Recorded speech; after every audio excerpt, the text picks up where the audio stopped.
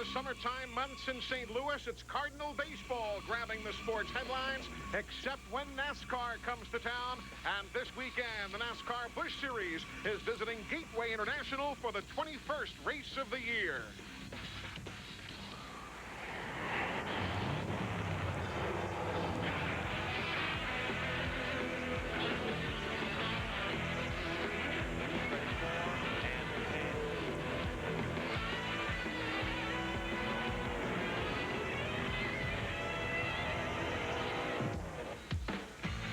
In the shadows of the majestic Gateway Arch in downtown St. Louis sits the mile-and-a-quarter Gateway International Raceway just across the river in Madison, Illinois. And after a rainout all day yesterday and rain that has fallen here at Gateway until just about an hour ago, we are racing both the track and Mother Nature in the CarQuest Auto Parts 250. Good evening, everybody. Welcome to Gateway International. Eli Gold along with Buddy Baker. And welcome to the Jeff Green season. He's running like Jeff Gordon is. The way Gordon has dominated over the years in NASCAR Winston Cup racing, that's what Jeff Green is doing here in the NASCAR Busch Series this year. Virtually unprecedented, buddy. Well, it is, but every once in a while, combinations. You know, the drivers does not do everything. Richard Petty and Dale Inman had that special thing. Jeff Gordon and Ray Evernham that you were just talking about, they had that special thing. David Pearson and the Wood brothers. But in the last 12 races, Jeff Green has had 11 top fives. And it's because of that combination. Harold Holly, his crew chief, they really, really know how to win. And they're going to do a lot of it this year. And as though they need any extra help because of the rainout and qualifying that went by the wayside, they start by virtue of NASCAR Busch Series points here today, then down through owner points, then eventually towards the qualifying draw order. You'll see exactly where your favorite drivers line up. Jason Schuler starting up near the front. Remember that number 17 car split by both he and Matt Kenseth throughout the course of the season. There you see Jeff Purvis, Bobby Hamilton Jr. with a new sponsor on his car. We'll be talking about that as the evening continues. Buckshot Jones likes this racetrack. So does Mike McLaughlin, the veteran Dick Trickle. 43 starters are here today. A number of teams failed to qualify or failed to earn their way into the field by virtue of the fact that there was no qualifying. Inches upon inches of rain fell yesterday, and buddy, even the Remax Challenge Series race that was to have been run here this afternoon was halted after 13 laps because of a major downpour. The biggest race that we had today was trying to call the airlines to find out if we could get on a flight tomorrow, but all of a sudden the skies opened up, the track is dry, we're ready to go. Meanwhile, as the field continues to make their warm-up laps, we go downstairs to the first of our two pit reporters for the evening, Mike Massaro. Well, Eli, as you know, racing at night always carries a certain amount of mystique. The atmosphere is incredibly electric. The sparks will fly and the steel will flash beneath the shining lights. As we have already noted, weather has been a big story, but the skies have cleared, and it looks promising for tonight's CarQuest 250. However, make no doubt about it, the NASCAR Busch Series carries their own particular brand of lightning, and when 43 cars converge upon the Gateway International Raceway tonight, they'll do it with hurricane force. There's so many stories, and we'll cover them all tonight, but right now, there's none bigger than Jeff Green. You're exactly right, Mike, and let's talk about just a little bit more about how great Jeff Green has been this year. Look right here at this little rabbit. There's one of those on the front of his car, and that's exactly what he has been in the last 4 or 5 weeks of the NASCAR Busch Series season. He has 5 wins this year. He's won 4 out of the last 6 races. In those 6 races, he has led over 60% of the laps. This year, he's had 6 Bud Poles, 17 top 10s, 15 top 5s, a 552-point lead, and he also has won more money than anybody else, nearly $740,000. It's almost like a bunch of turtles have been chasing that rabbit. Jeff Green has been so good. Like Eli said, he starts on the pole. It'll be no surprise to anybody if he winds up in victory lane. This season in the NASCAR Busch Series, Jeff Green is the man. When you talk about him being the man, you're talking about him having a point lead of 552, even if he finishes dead last here this evening, and the number 2 man in points wins the event. Green will still go home with a lead of at least 400 points. We have a number of folks giving us rides around the Gateway International Raceway tonight, including NASCAR Winston Cup Series regular Joe Nemechek. And folks, as you ride around here with the drivers, you'll see a very interesting racetrack. Up in one end of the speedway, turns 1 and 2, drivers will say it's kind of like South Boston Speedway, a tight, short track. Then as they go towards the other end of the speedway, turns 3 and 4, it's kind of like Miami, Homestead Miami Speedway, sweeping corners. And, Buddy, there are other drivers who just say it's Darlington without the banking. I've talked to several of the drivers, and they said exactly that. You have to have the Darlington mentality. This corner, you have to address it. It's very tight, very quick in the middle part of the corner to get it set up for the back straightaway, where 3 and 4 is long and sweeping corner. And as we head down the back straightaway here, turns 3 and 4, you really get a lot of speed coming out of the corner there, where 1 and 2, you don't have that speed. You have to really slow the car down. There you see, 1.25 miles around, and notice the difference in the corners. So how do you set up here? I mean, where we compromise? Certainly not as much as Pocono, I would guess, but where do you have to give somewhere? Well, if you run really fast through 3 and 4, that's the deciding corner. If you run fast through that corner, it has less elevation than 1 and 2. If you run through there, you go down the front straightaway really quick, and you have to slow down in 1 and 2 because it's a tighter corner. So this is a corner you really have to have the car set up for. Even riding around in a rental car here, you feel like you're going to impact the wall in turns 1 and 2. A very, very awkward, tight entrance and turn right there in that corner. Let's go downstairs to Glenn Jarrett. A little bit of a conversation going on down here, Eli. A NASCAR official was here. We see Harold Holly and Steve Addington, also Donnie Richardson off to the left over there. Those are the crew chiefs of the first 3 cars of Jeff Green, Jason Keller, and Todd Bodine. They've been talking, NASCAR's been asking them about how the racetrack is. The racetrack looks to be pretty dry, but as you can see through my camera right now, pit road is not, particularly right past the white line there where you're going to accelerate getting out of the pits. Pit road speed is only 45 miles an hour. Getting into pits will probably be okay. However, upon exit, once they cross that white line and they can accelerate out of here, it could get a little slick, a little treacherous. And a number of the drivers, Glenn, have been waving off to the officials as they've come back down the main straightaway. They are waving to the officials, whether it's Matt Abernathy on the flag stand or whomever, saying the track is not quite ready. We had rain, as I said in the opening of the show, until just about an hour or so ago, maybe an hour and a quarter ago, so we're still in the track drying process. Eli, you see there 36 Chevrolets in the field tonight, 3 Fords and 4 Pontiacs. It looks like Chevrolet really has an advantage, but the good Fords are really good, and Pontiacs also. So the field continues to try the racetrack. Again, the officials saying yes or no. Thumbs up or thumbs down is what they are asking the drivers. And as they come past the flag stand, the drivers will respond accordingly. Glenn, what is Harold Holly, Jeff Green's crew chief, saying? Well, let's find out, Eli. Harold, what is Jeff saying about the racetrack? Well, right now with the lights, the way they're shining on it, it's got a couple dark spots in it, a couple light spots in it. He can't tell if it's wet or what, but he says we're getting one to go this time, so he says he thinks everything's okay. Okay, there you heard it straight from Harold. He's telling us exactly what Jeff's saying. And Buddy Baker, I remember when I saw a dark spot on the racetrack, it was usually where the water was running under my race car right after I had wrecked. Well, you see them going back and forth there, getting heat into the tires, cleaning the racing surface of the tire, so when they do go under green, they won't go down in the corner on a cold tire. So the field now is getting the 1-to-go signal. We are 1 lap away from green in the CarQuest Auto Parts 250. And there you see, with a 1.25 mile racetrack, 200 laps equaling the 250 miles. And one thing we can assure you of tonight, folks, there will be a new NASCAR Busch Series winner here, because Elliott Sadler, who has won one of the events here, and Dale Earnhardt Jr., who has won the other 2, neither are in attendance tonight. Yeah, and I left out Dale Earnhardt Jr. and Tony Eury, and they certainly dominated up here. They had 2 races in a row.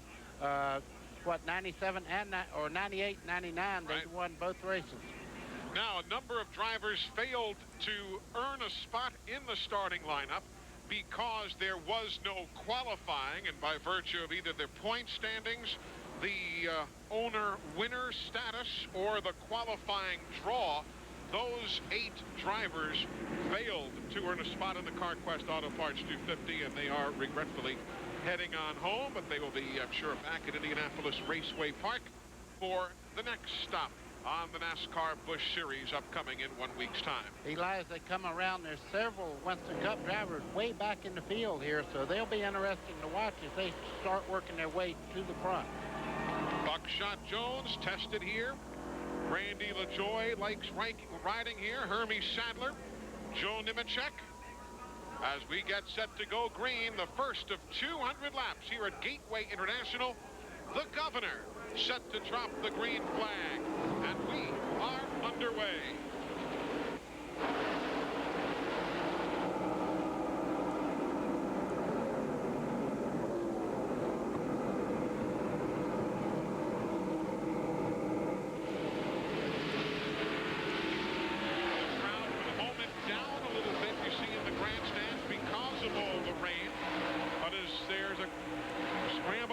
Track, those who are here are seeing the first change for the lead.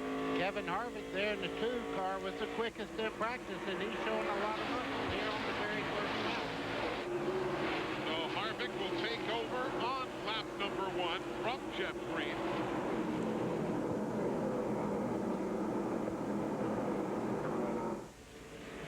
Back straightaway. I know we say this quite often, but we've got trouble on the back straightaway. Off the tight number 2 corner, you've got caution all across that area. You see Tom Hubert in the 20 coming at you. Ted Musgrave is driving the car behind him, the channel lock machine. And caution out for the first time at lap number 2 for a multi-car incident off the number 2 corner.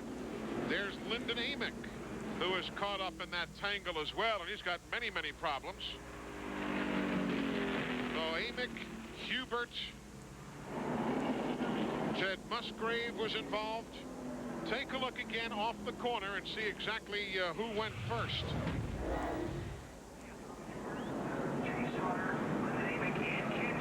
Well, you know what happened at the green and white machine. Jason Schuler might have checked up. Lyndon Amick was in that also, and he was in that very first tier there. The 77 car there was also involved. That is Mike Wallace. Right, Mike Wallace driving the Lear machine here this weekend. So a number of cars caught up in the first incident of the evening after just 2 of 200 laps. TNN Sports live coverage of the CarQuest Auto Parts 250 is being brought to you by Ace Hardware, the place with the helpful hardware folks. Buy Scott Shop Towels on a roll, the performance of cloth at a fraction of the cost. Buy the motor oil that provides maximum protection. Castrol GTX, drive hard. And by the 4,000 CarQuest Auto Parts stores across North America. You'll find it at CarQuest. Welcome back, everybody. Still under caution. 43 drivers started. 2 have already gone to the garage. Lyndon Amick and Ken Schrader. Team cars. The machines are. There's Amick's machine. You saw Schrader's sitting by the wayside as well. A lot of fellas getting caught up in that accident off turn number 2. Yeah, and a bunch of them on the front straightaway here with a lot of damage also, trying to stay out there. Blaze Alexander was involved. The ride with Hermie Sadler as they start off the corner here. Where would you want to go here, Eli? Well, Hermie just swerves a bit and takes the middle of the road. So Hermie Sadler continues out there unscathed, albeit in 34th spot. Mike Massaro has made his way to the garage area to check on Lyndon Amick's car. And Eli, a very disappointed Lyndon Amick. Heavy front end damage. It looks like the radiator may actually be destroyed. Lyndon, what happened? Well, I got caught up in somebody else's mess. I saw the 43 spin, and I got hit from behind, and we all were gathered up there in a wreck. You know, this is the second good run I think we had going, and, you know, get caught up in get hit from behind again. You know, got hit from behind Nazareth. But I think PowerTel, Mitsubishi Wireless, they standing behind us. We've had about 4 weeks of bad luck here. And our other car, Schrader, got knocked down too. So we'll just have to come back next week. He mentioned his teammate Ken Schrader getting knocked out as well. That's a new formed alliance a couple of weeks back. It will also allow Lyndon Amick to jump in Ken Schrader's truck at IRP next week. But a disappointed Lyndon Amick right now, Eli. So he is out, and Kenny Schrader, who ran here last year and finished 12th, also apparently done for the night. Back in a moment. Folks, it is the sprint car race, and every driver wants to win at least once. The Amoco Knoxville Nationals. Don't miss it. Sprint car racing's most prestigious race, Saturday night, August 12th at 10 Eastern and Pacific. It's coming up right here on TNN Sports. We're about a half lap away from going back to green. Let's check in with Glenn Jarrett. Guys, so far and early on, it's been a great night for the rookies. Kevin Harvick, a rookie, leading. Ron Hornaday is 5th. Jason Schuler is 6th. But the guy I want you to keep an eye on is that guy, number 92, Jimmy Johnson. He was 2nd quickest in practice this afternoon. He really has a feel for this racetrack. I look for that young man to take that car to the front tonight. He is really getting around here well. Our race leader, Kevin Harvick. He was quickest, as Buddy told you before, in practice this afternoon. He has run 2 NASCAR Craftsman Truck Series races here, finishing 11th in 1998 and 27th a year ago. Let's take the green, riding with Jeff Green.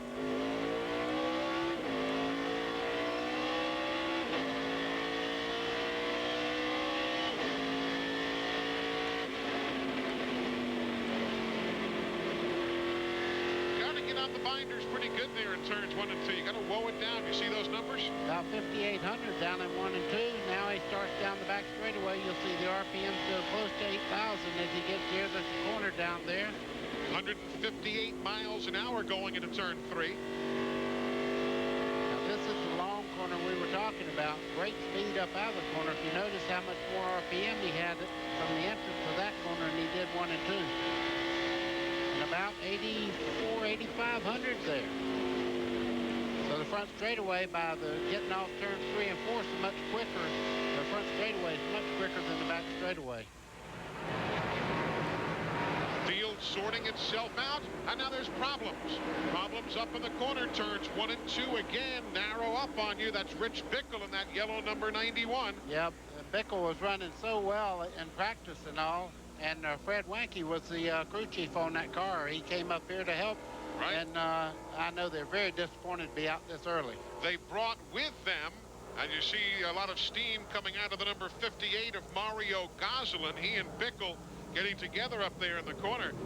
Fred Wanke brought his entire Dana Dodge racing team with him. They crew Joe Ruttman in the NASCAR Craftsman Truck Series, and they were here to work with Rich Bickle. But obviously Bickle and Mario Gosselin having problems going for the same piece of real estate out of turn 2. Let's see exactly what happened. Whoa. Rich rode up a bit. Yeah, well, the front end took off, and he just made contact. Gosselin hard in the outside wall there on the driver's side. Watch him again there. Wow. That's hard contact. Bickle hits almost head-on going into the wall there. Too bad. Both those cars had great expectations about the race tonight. So some pretty good attrition early. Though Rich Bickle is okay. You see him surveying the damage as we've got the second caution of the evening underway. So Rich Bickle and Mario Gosselin getting their ride to the infield care center as we work the second caution flag of the evening. The first one came out on lap number 2, and this one coming out at lap number 11. As the attrition rate has grown early, Kenny Schrader is out of the event. Mario Gosselin, Rich Bickle, Lyndon Amick still in the garage. Mike Massaro, you're far too busy here this early in the race. That's right, Eli. We're already scurrying around the garage area chasing after drivers who have already fallen out of the CarQuest 250. One of them is Ken Schrader. And Ken, what happened? Everybody jammed up there. I guess someone got in Lyndon Amick, turned him around, and everybody jammed up, and I ran in the back of them. I got the right sponsor for when you crash on lap 2.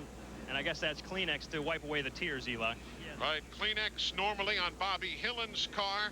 Bobby did not make it into the field tonight, so he and Kleenex will be back together again at Indianapolis Raceway Park.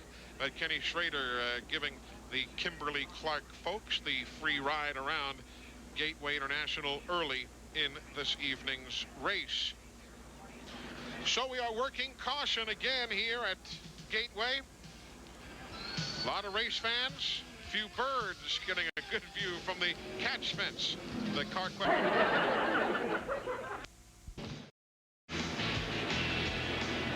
Welcome back to Gateway International. The field getting the 1 to go signal here as we'll be back to racing in just a moment or so. If you're just joining us along the way, a number of NASCAR Winston Cup Series regulars on hand here tonight. There's Kenny Wallace. He and his brother Mike Wallace are in the field.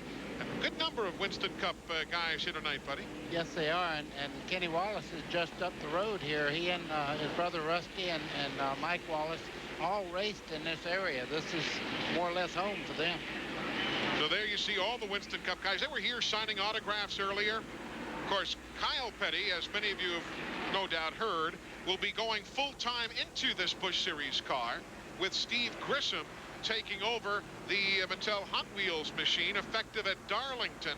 Steve Grissom, who drives the Petty Enterprises truck on the NASCAR Craftsman Truck Series, and then Kyle will stay with this car, 45, and move it into Winston Cup racing next year. He just said in the aftermath of his son passing away, he said a Petty family member just has to drive that car, and that's what Kyle's going to do. Exactly right, and they'll move right on into the Winston Cup, and that'll give Petty Enterprises 3 cars in Winston Cup. All right, let's see if we can get a few green flag laps under the old belts here right now. Got kind of a rocky start with 4 drivers in the garage, 15 laps in.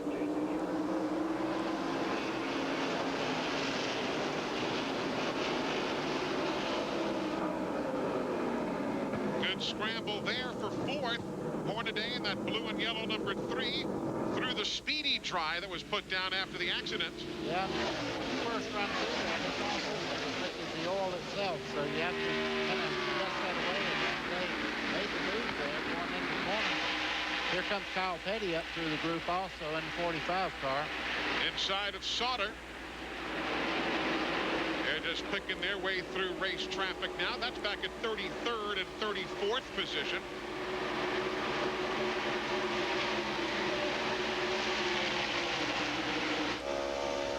Riding with Jay Sauter now into that tight turn 1 and 2 corner.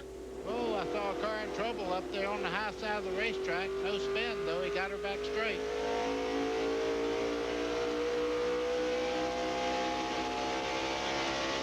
Eli, they used an incredible amount of brake also here. It's almost like Martinsville, a big Martinsville, as far as the amount of brake they use.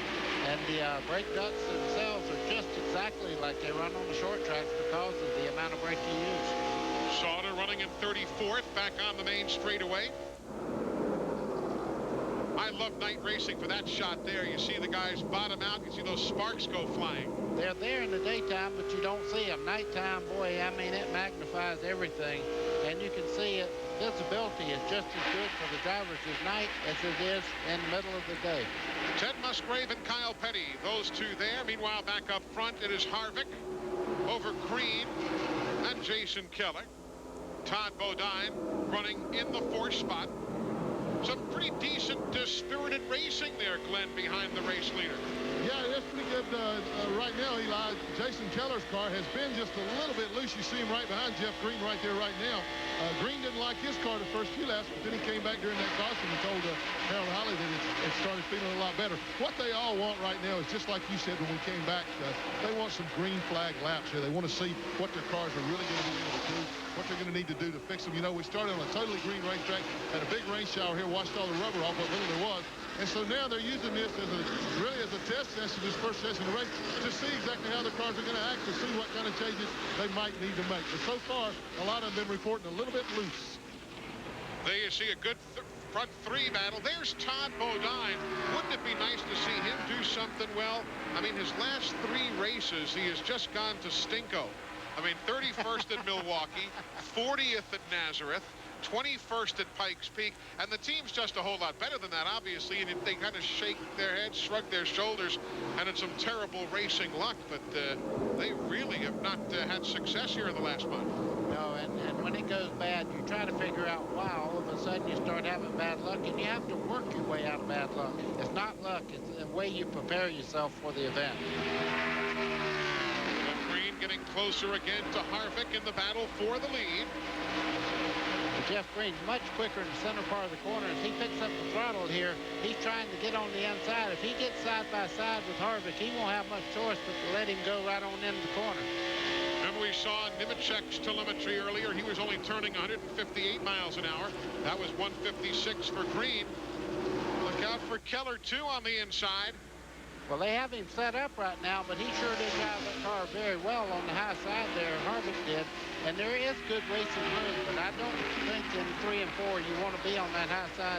If you get out of that black part, you can see the car slip right there, and he's still putting up a valiant effort there to try to keep Green from going by. They almost touched there. They did the second time, and Jeff Green led that lap. So laps 1 through 21 led by Harvick.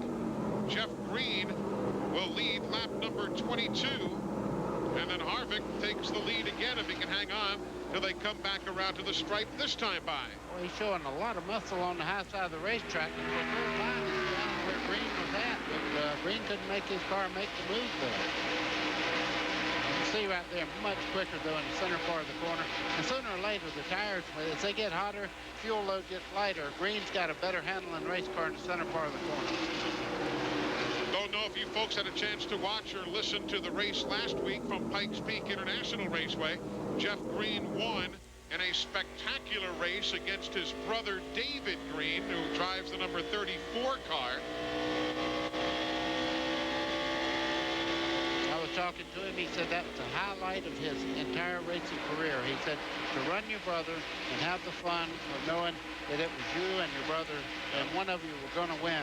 He said that had to be the most fun he's ever had. And of course the third Green brother, Mark Green, who drives the number 63 car here in the Busch Series, he's in the field tonight. As a matter of fact, tonight is the 50th race that all 3 Green brothers have competed in the same event. 50th time that Jeff and David and Mark have all competed in the same event, as there's the battle for 7th now. Jimmy Johnson, he's got the 92 inside of Schuler in the 17, and he makes the pass. Glenn Jarrett said keep an eye on Jimmy Johnson. He's lightning fast, and you can see right there he put about a 2-car length run on Jason Schuler in the 17, right in the center part of the corner.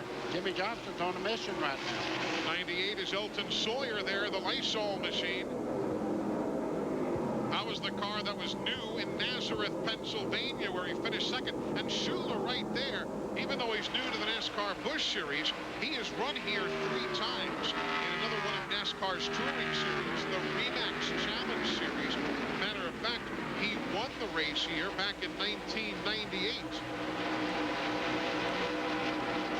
Schuler's a good driver. He won up in Madison, Wisconsin a couple of weeks ago on that Remax Challenge Series. He made a nice slide move on Brian Hoppy and grabbed the victory that night a couple of weeks ago. He's a good driver. Matt Kenseth wouldn't have him in there subbing for him when he's not in this car. So they have a lot of, you know, it's a family operation. Oh, he gets sideways just as I started to brag on him, right coming out of the corner there. Almost went around. Here comes Elton Sawyer. That's for 8th place.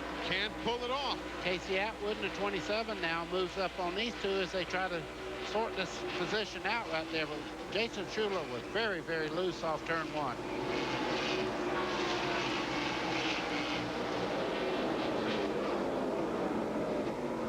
Pretty good rookie performance tonight, huh? Harvick, Hornaday, Johnson, and Schuler all in the top 10. Only Leffler back in 22nd. And again, it's still early. Only 27 laps, as you see, are completed.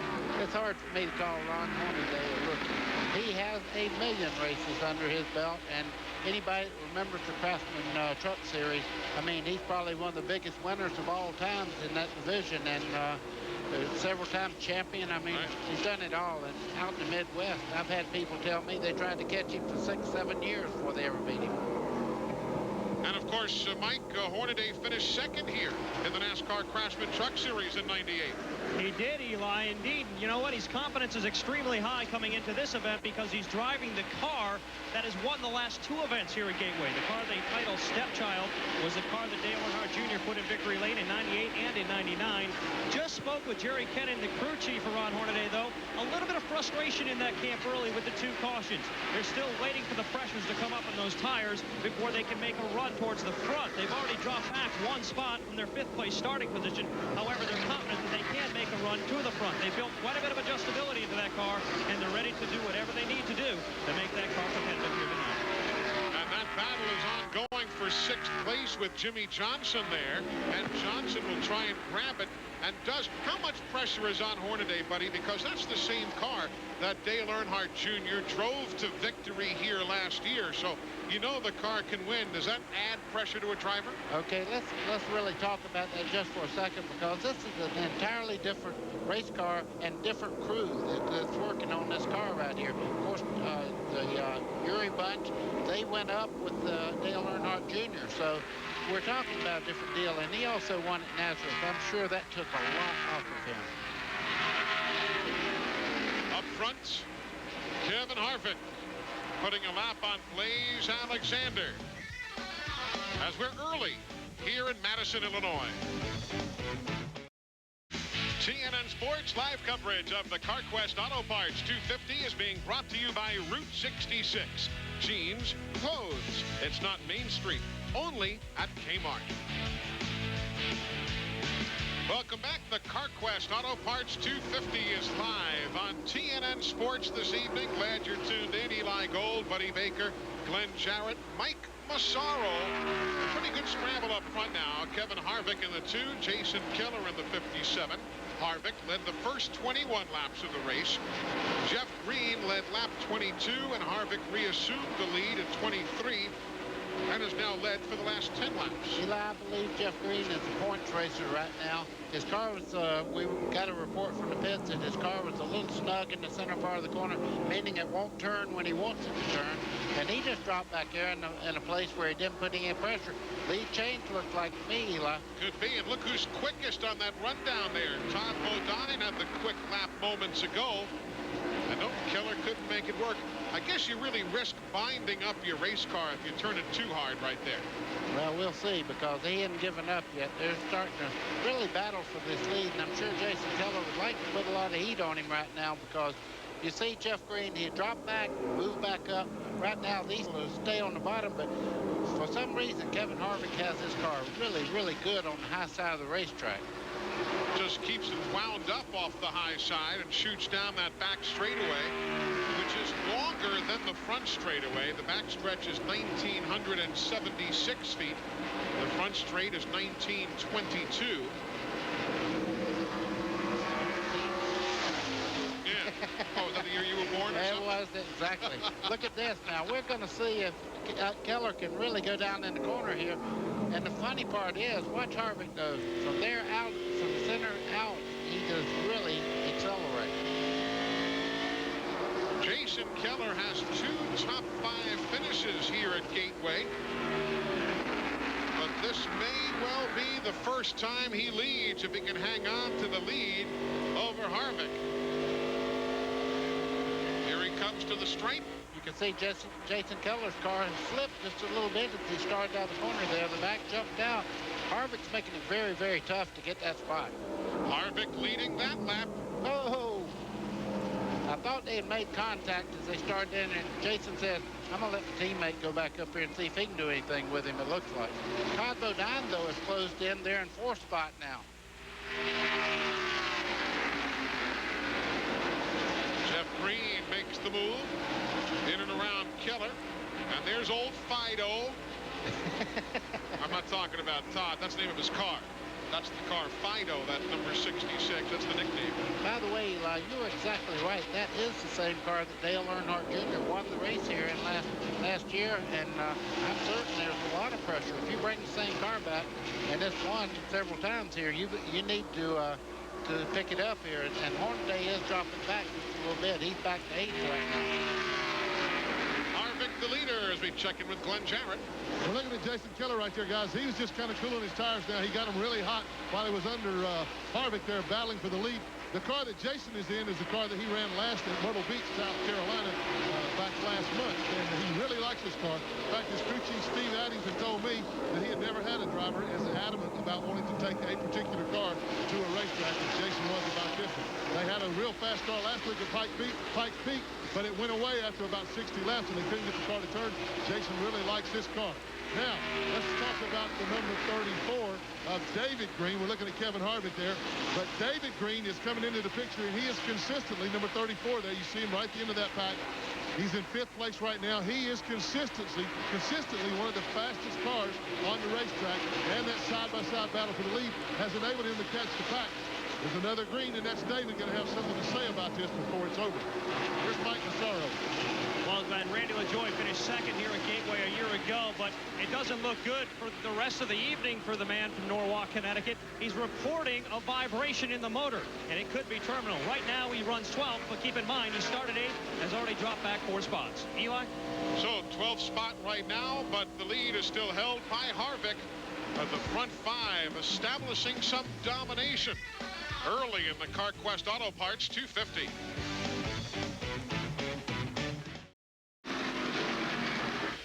We continue under green flag racing after 2 very early cautions here at Gateway International. We have been clean and green since. We're now at lap number 45 of 200.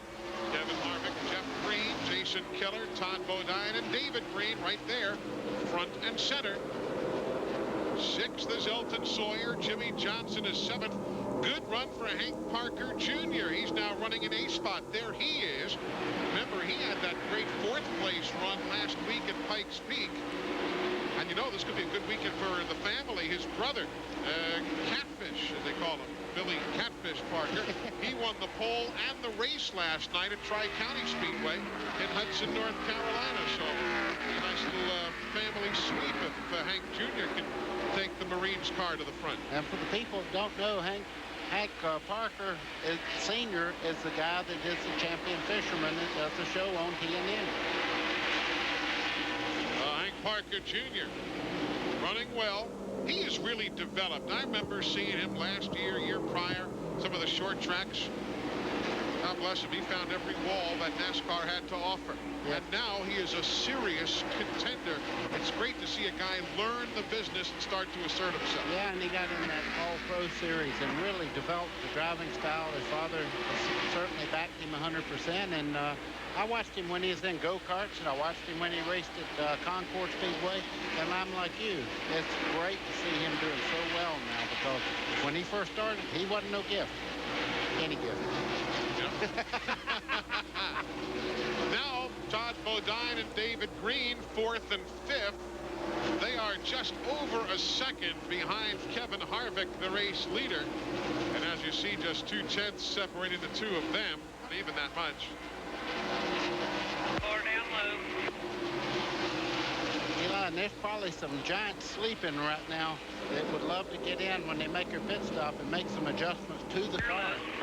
To make them much better, because they didn't have a whole lot of time to set these cars up for the night because of the rain we've had for the past couple of days here. But again, yesterday was a total washout. Today, practice was supposed to start at 10:30 in the morning, and it was closer to 1:30, 1:40 before practice finally began.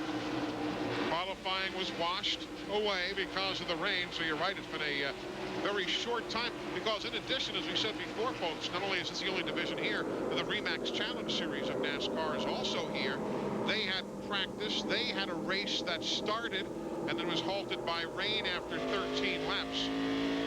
And watching the front 5 cars there, one will try a new line, and all of a sudden he'll have the fastest. Last time by, Bodine was the quickest. The lap before that, Jason Keller was the quickest. I think it just depends on what and certainly the crew chief right now giving them lap time. Okay, that was a good lap. So they're also finding a lot about the racetrack as they run along here. There's Kevin Harvick beginning to close in on the orange machine of P.J. Jones.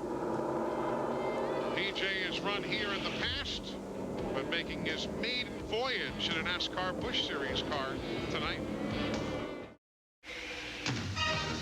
Folks, coming up tomorrow here on TNN, we will have ASA racing from Toledo, Ohio. At the halfway mark, several drivers still have a shot at the ASA point title. Hope you can check it out. The Glass City 300, presented by Jana King. That is tomorrow at 3 Eastern and Pacific, right here on TNN Sports. Kevin Harvick is our race leader in the CarQuest Auto Parts 250. You know, Richard Childress just must have a golden touch when it comes to finding drivers, because when he took this guy on, everybody went, "You're going to put who in that car?" Yes, Kevin Harvick from the truck division, and I'll tell you, he is an awfully good driver. NASCAR Winston West Series action in the past as well.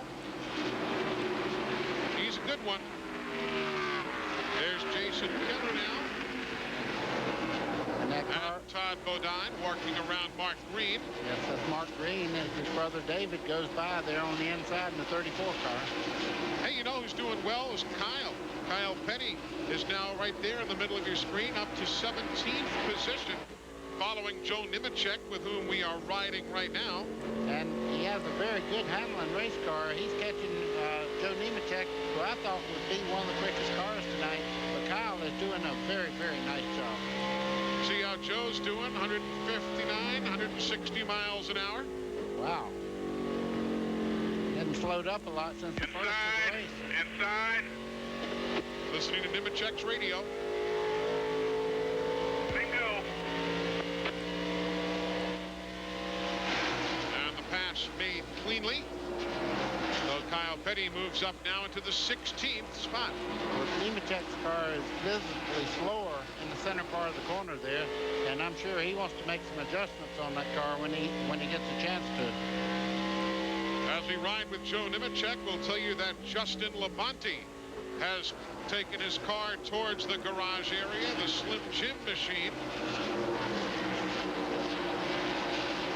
Could be the first DNF of the season for Justin. Hopefully not. They've got time to work on it.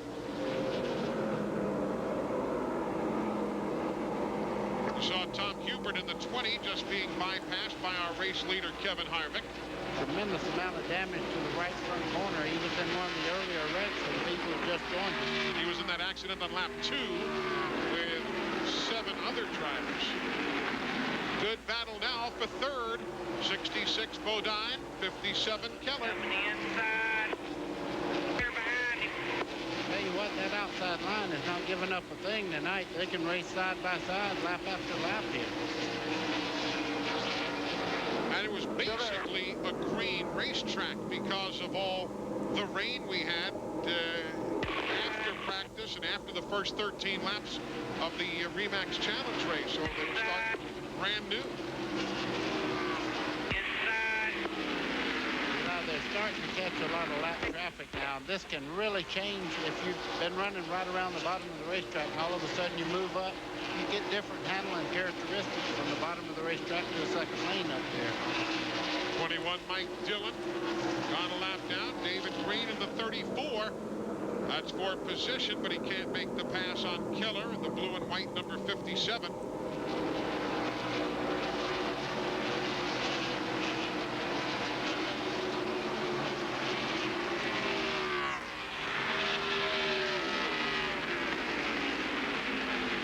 See Ron Hornaday in the number 3, the blue and yellow. And Mike, he kind of got himself settled in 14th or so and really hasn't moved from there. But that may not last, Eli. As we mentioned earlier, Kyle Petty coming on extremely hard. He's right on the rear bumper of the Napa Chevrolet right now, closing in fast. And Ron Hornaday, to compound matters, is reporting that he's got a very bad vibration. It's getting worse lap after lap. They're going to try to hold on for another 30 laps if they can. That's the update on the Ron Hornaday machine. Up for third spot now. David Green grabs the spot away from Jason Keller. So they swap around near the front here at Gateway International. If you are a Justin Labonte fan, word from the garage, he is done for the evening. Engine failure on the Slim Jim car. So he joins Kenny Schrader, Mario Gosselin, Rich Bickle, and Lyndon Amick. Those us in the garage area in the middle stages of the CarQuest Auto Parts 250. You know, David Green is one of the few people that I know of that won a championship in Busch Grand National and also was a crew chief on the championship team. So he knows the car very well, and as they go along, you can see the balance of his car really paying off as he moves in on the lead. Fellas who are among the leaders in points battling right there. Of course, that's all relative. Jeff Green is the point leader by 552 and by 559 over Todd Bodine. You realize how many points that is, folks? Jeff Green is 3 points shy of leading by 3 full races worth of points for the race Don't look leader. inside on you there. Virtually unprecedented. Or for the average person back home that does not know what the point standings mean, he can stay out of 2 races and still have the championship lead. Remarkable, really. And that's how they run at this very moment. And as we said at the opening of the show, if Green finished last and Keller, who was second in points, won the race, Jeff Green's lead would still be 400 points. The leader, Harvick, in the the blue number 2, trying to put a lap on Hermie Sadler, and has done so. And Ricky Hendricks is just in front of him and in jeopardy right now, going a lap down. And that's Rick Hendricks' son that owns the Jeff Gordon car. He tested here the other day. Ricky Hendrick did. As a matter of fact, Todd Bodine was here coaching him the other day. That's part of the, I guess you'd call the association between Todd's team and the Hendrick team. Todd came by here, served as a coach for Ricky, and enjoys doing that. Likes working with the young drivers. Kind of like that Baker guy, or worked with that Ryan Newman guy. Took him to victory lane at Pocono last week. We're back in a minute. Folks, premiering August the 6th here on TNN, it's the IHRA Summit Drag Racing Series.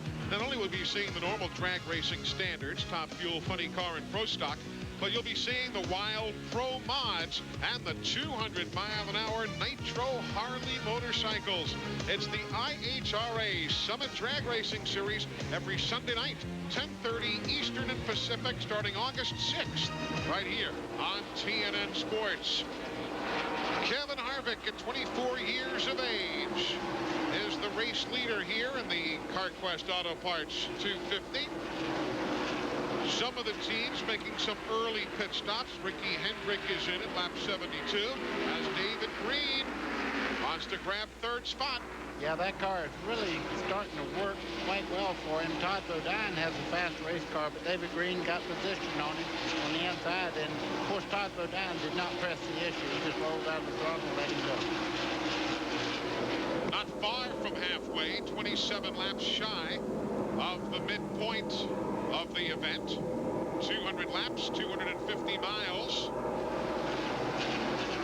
Joe Nemechek has made his pit stop. Steve Park is in. We'll just keep you informed as to who's pitting here, lap 73, while we watch the on-track action for you. The two brothers say they like to race each other. They're going to have an opportunity here as David Green pulls up on the back bumper of Jeff Green. Other pit stops taking place again here at lap number 74. Tim Fedowa. Here goes 2nd spot. Green passing Green, under Green. I bet my brother would do that for me. Yeah, right. So David Green 66, right with you now. takes the spot, and you hear the fact that 66, Todd Bodine, is right with you. Go in the back, buddy. You would be Jeff Green as we listen to him. We'll put some new meat on you. Now that's new tires right there. Joe Nemechek just took on new tires. He just went by the leader of the race, Kevin Harvick, like he was tied to a stick. But that's fresh tires, and they get so much better grip. As I said that, Harvick the 1998 NASCAR Winston West champion. Don't do it. With feet of what was inside. And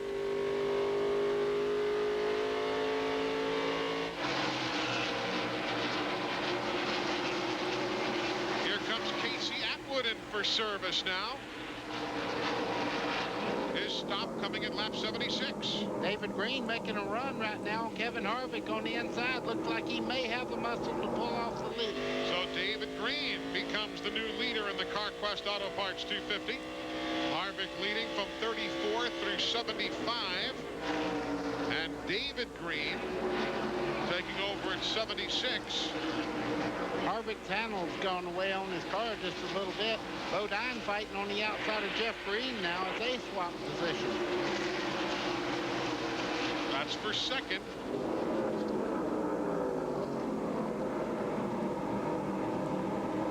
That number 33 machine, low side of the racetrack, Tony Raines, having been lapped a bit ago.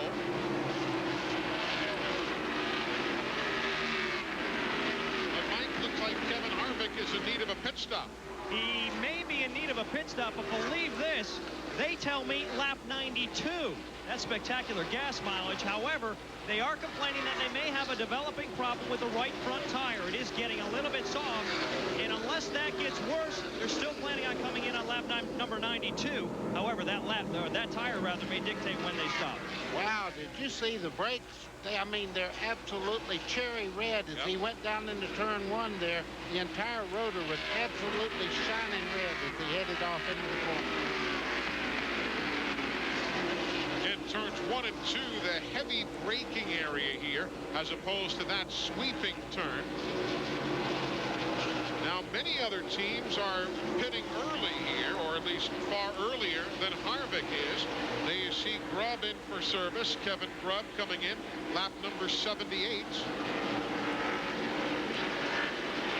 Now let's go to Glenn Jarrett.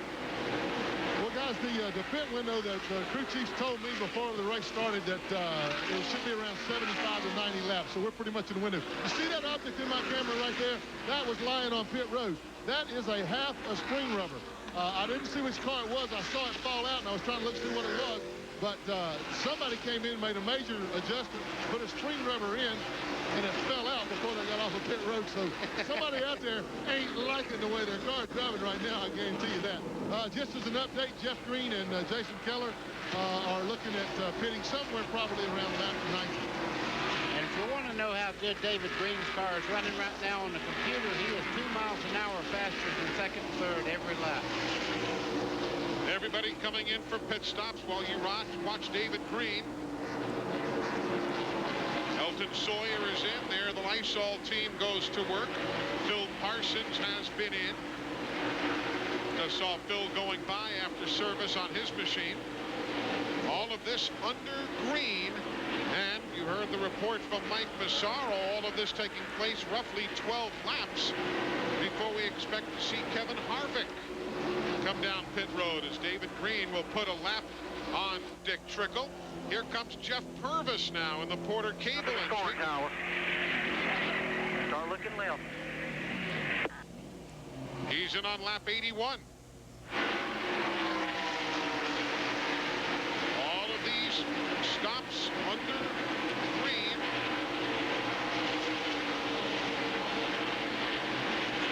I hadn't seen any two-tire changes whatsoever because it's so important to have that fresh rubber on the type of racetrack. This is the flat track. You really need the grip. Straight out, 5,000 in first, 4,000 in second. So Purvis's stop is now complete. Kenny Wallace coming in for service, lap number 82, and he comes in too fast. He comes in too fast, so you see the NASCAR official in front of him. Oh, and problems for David Green. Problems for David Green, the race leader. Todd Bodine takes over, and I bet he might be out of fuel. Yeah, and he was past where you could come in the pit area, so when it ran out, now he's got to hope that he can coast back in, but he's going to be several laps down because this is a long ways to have to coast around the racetrack, and you can see he's down to about 40, 50 miles an hour coasting down the back straightaway. My goodness, is this ever a heartbreaker. This is kind of like Pocono in the regard that if you lose fuel, you have no banking to help you out. It's a long way around. Eli, watch where he turns into the pits. It's on the back straightaway over there where you pull down. You have to go around on the inside and then on the pit road. See where he's coming down there? And the crew is waiting. It's going to be a while. Kyle Petty is in. You see the grass in between where he's at right there? That's the road that they have to come on. And he ran out of fuel way back over here, and he couldn't get down to the pit road. He's already a lap down. He's about to go a second lap down. Here comes the leader, Todd Bodine, going past him. So Todd comes in for service. Mike McLaughlin is in for service. Here comes Jimmy Johnson at Jason Keller going in for service. The new leader now is Harvick. He'll take over the top spot as Todd Bodine pits. Oh, what a heartbreaker for David Green. Let's go downstairs to Glenn. And Todd Bodine brings his number 66 Trop Arctic Phillips 66 Chevy in. And guys, he is a teammate to David Green, and as soon as Green's car ran out of gas, they jumped up on the wall here and got ready. They were going to try to go to about lap 90. They decided not to take that chance. Their only change they're making on this car is they're adding 1/2 pound of air to the right rear, which tells me the car was just a little snugger than Todd liked it. He is down in the way, but I tell you, that fast forwarded them about 5 laps as far as making that stop. And look at Tim Finoa's crew helping push David Green to the pits, Mike. And David Green's team off the wall and immediately going to work on the right side. A very disappointed C.R. Miller, the crew chief for David Green. As soon as that car stalled on the back straightaway and slowed, his head sunk and his hands covered his face. He was that disappointed. Right now, the team going to work. A 4-tire change here for the David Green machine. He's still up on the jacks. They're going to work on the left side. They'll drop him down off the jack stands. They'll try to refire, having some difficulty refiring that car because of the stalled motor. They'll push him down pit road, and we'll throw it to Glenn Jarrett. And Jeff Green is also in, and he was also out of gas, guys. He had a lot of trouble, and they still haven't gotten his car. Ooh, one of the guys falls. They still can't get it to refire. You see him pushing him down there, but I'll tell you, these guys tried to stretch him just a little too far. Cost him a lot of valuable time. Obviously, those none more than David Green. Jeff Green is away. And the fluid, you can see him pushing down into the air cleaner there. That's ether to make it pick up the fuel. Try to get it to run long enough for the fuel to get pushed back into the carburetor. Now here comes Harvick coming in at lap number 88. So he comes in at lap number 88. That will give the lead to Schuler. So everybody's cycling around now. Jason Schuler will take the lead at lap number 88, Mike. Candidate in the Ray Vestas Rookie of the Year Challenge, now in on pit road. He'll hit his marks absolutely perfect. And Kevin Harvick getting right side tires right now. Todd Barrier calling for a 4-tire change. They'll swing around to the left side. The car just a little bit loose off. So to make an air pressure adjustment, they'll go down just a 1/2 pound on the left side, trying to get that car to He's down and away. A good stop for the AC Delco team. Good stop for them. Here comes the leader, Schuler. The first time he has ever led in the NASCAR Busch Series. And he comes in, leads a lap, and now makes his stop at lap number 89. Should be routine. See him putting in fuel back here. No They'll chassis. take on 4 tires. There is a chassis adjustment. 3 rounds. So the leader now is Michael Rich. And that was the track bar. You notice the track bar is right there, and right up here is where you adjust the wedge. So it was the track bar adjustment. And there is Michael Rich, who takes over as the race leader here at Gateway International. All of this happening under green as pit stops and a desperate fuel situation for David Green, totally swapping things around. When you run out of fuel on the racetrack, it's never pretty. Even when you get help from your friends, it's still no bargain. Yeah, that's a 3-car team, and that's half of them. They're pushing down towards this pit area, and when it gets there, they have a tough time. They're shooting ether there into the air cleaner, trying to get it to pick up the fuel. Watch this guy. He just stays with him. He's not going to let him get away until that car really fires up. Gray smoke out the bottom. That's the ether going through there. Now it's picking up fuel, and away it goes. And now Jeff Green also, he was out of fuel. And they had to push his car down the pit lane. So there's Michael Rich, the race leader. First time in his career that he has led a NASCAR Busch Series event. He will come in and make a pit stop at lap number 95. So Todd Bodine will reassume the lead at this point as he tries to put a lap on Casey Atwood. Glenn Jarrett, why are the fellas coming up shy on their fuel calculations tonight? What's wrong here? Well, Eli, there's a couple of things. One of the things we talked about early in the show is that they didn't get very much practice today. And so they were so busy trying to hit the right setup to get the car set up right that they didn't have as much time to spend calculating fuel as they would normally do it. So that could be one reason. Also, the conditions changed so much, and the drivers were saying they couldn't get up off the corners. So a lot of these teams went to a much lower gear than what they had been running in practice. They went to a lower gear for the race. They're turning the engines a whole lot more. That simply burns up a lot more fuel. Another thing is, remember we told you a lot of guys were fighting loose conditions, so that means they're having to stay in the throttle a lot. When you're tight, you really have to ease off the throttle. But when the car's hooked up good or it's a little bit loose, you stay in the gas. That simply burns more gas. At least that's what they're telling me down here. Interesting storylines developing here tonight. A lot of surprises. Early accidents. 2 cautions in the first 11 laps. And look now. What are we, 4 laps shy, 5 laps shy of halfway. And we've not had another caution since. Todd Bodine. Really be nice to see him get that big old monkey off his back, as we said earlier. Boy, I'm not sure about that. I noticed a little bit of smoke as he backed out of it, got back in the throttle there. I hope he did not have a problem with the motor, but it did have a little bit of smoke as he rolled out of it going down into turn 1. We'll keep an eye on Todd now.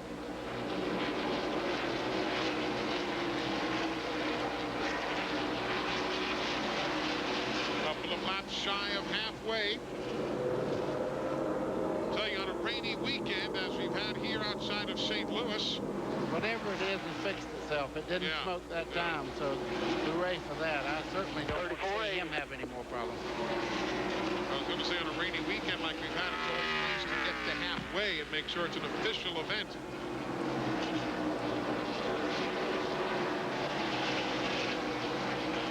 So Todd Bodine leading Elton Sawyer, Kevin Harvick, Jason Keller, Randy LaJoy. That's the top 5. Number of different race leaders tonight. Harvick, Jeff Green, Keller, David Green, Todd Bodine, obviously. Jason Schuler, Michael Rich, all leading at one point or another in the CarQuest Auto Parts 250. In the garage area, Justin Labonte, Rich Bickle, Mario Gosselin, and Kenny Schrader. While Lyndon Amick has returned to the racetrack, he is now 38 laps behind that man, Todd Bodine. So halfway home in the CarQuest Auto Parts 250 here on TNN Sports. Well, it's not the best of odds, but Todd likes his spot for now. Hope you folks are logged on to NASCAR Online right now, your 24-hour NASCAR Garage Pass. If not, log on a bit later on or throughout the week. All the information leading up to the races in Indianapolis.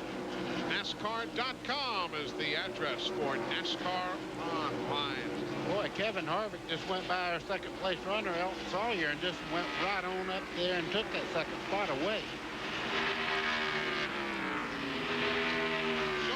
Made their pit stops now. We've cycled back on around with Todd Bodine leading Elton Sawyer. Harvick right there, the 2, having gone around Elton now to take over that second spot. Pit stops completed. The summary shows that some guys had themselves a good pit stop, and others, hey, look at Jeff Green, the problems he had there, costing him dearly, and obviously David Green.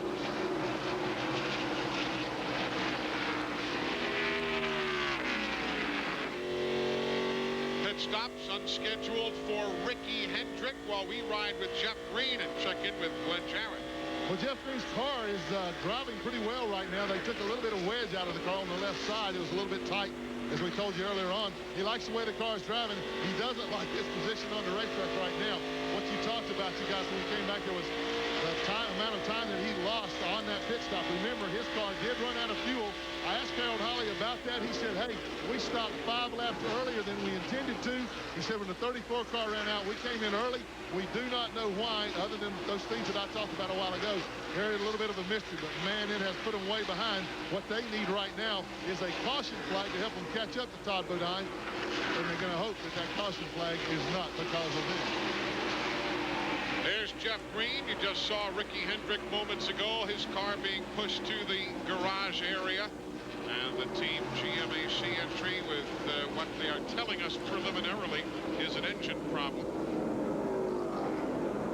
Well, let's see what Jeff Green can do. Some 17 seconds behind the race leader. Ahead of him, some pretty good scrambles on the track.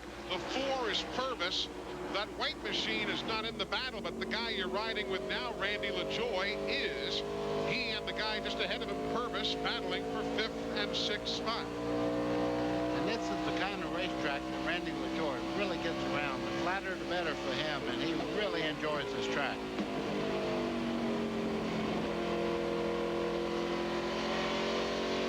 Look, though, at Purvis pulling LaJoy off the corner, and Mike, that's the key right there. Purvis really getting the good jump off the turn. It's certainly the key for Jeff Purvis. Right now, we're looking at Randy LaJoy. However, earlier in the night, as you'll recall, Eli, we reported that Randy LaJoy was complaining about a motor vibration. Evidently, though, that has gone away. Right now, the car's just a smidge tight, and that's the only thing they're concerned about because they're just as fast as the leader. The guy we're riding with, LaJoy, remember, last year, finished 2nd.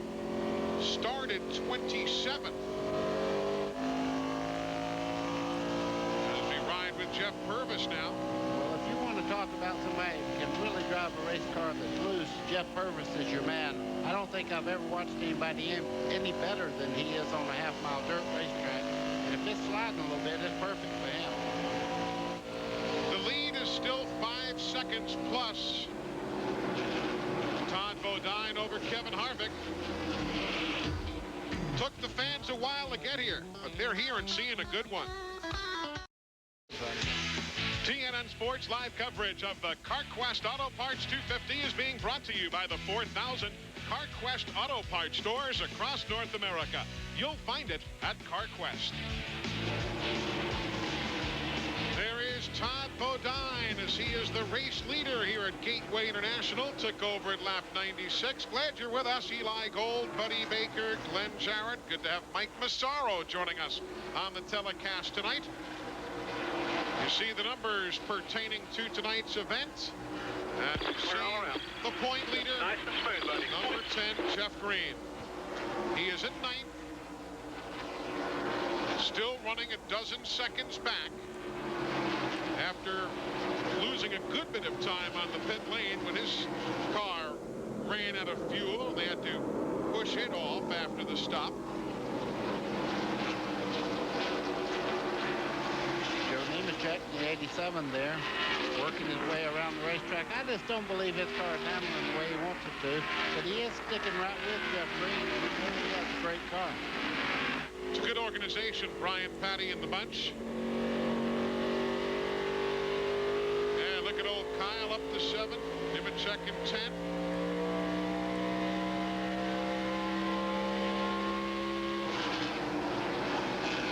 And right there, you're watching a battle for position. That is 9th place between the 10 and the 87 with whom we're riding.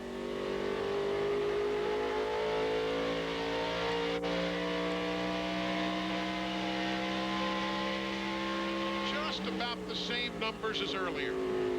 Yeah, and I was watching them because there was a question mark as to whether he was going to shift during the race. He did last year when he was up here. Yep. And I noticed he was not shifting that car down the back straightaway. You really get down in RPMs in turns 1 and 2, and he said, you know, I might shift if I need to. Most of the guys last year only did it on an as-needed basis. If they found themselves in a jam, needed a little extra oomph to get out of that hole coming off turn 2. But unlike Pocono, where you do shift on a regular basis, the guys experimented, like you say, last season, but most decided not to. Yeah, they said that's just one more thing to not have to worry about if you're not shifting. Something else that can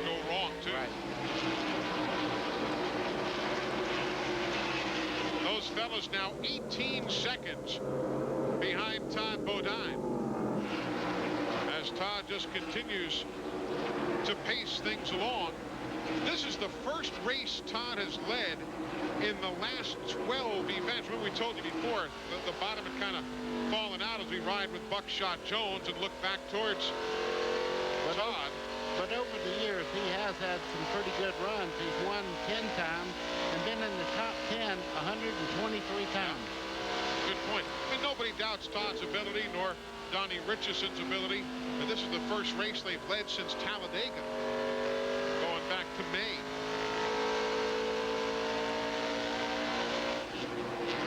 He's led 28 laps thus far of the 80 that have been, the 120 that have been competed.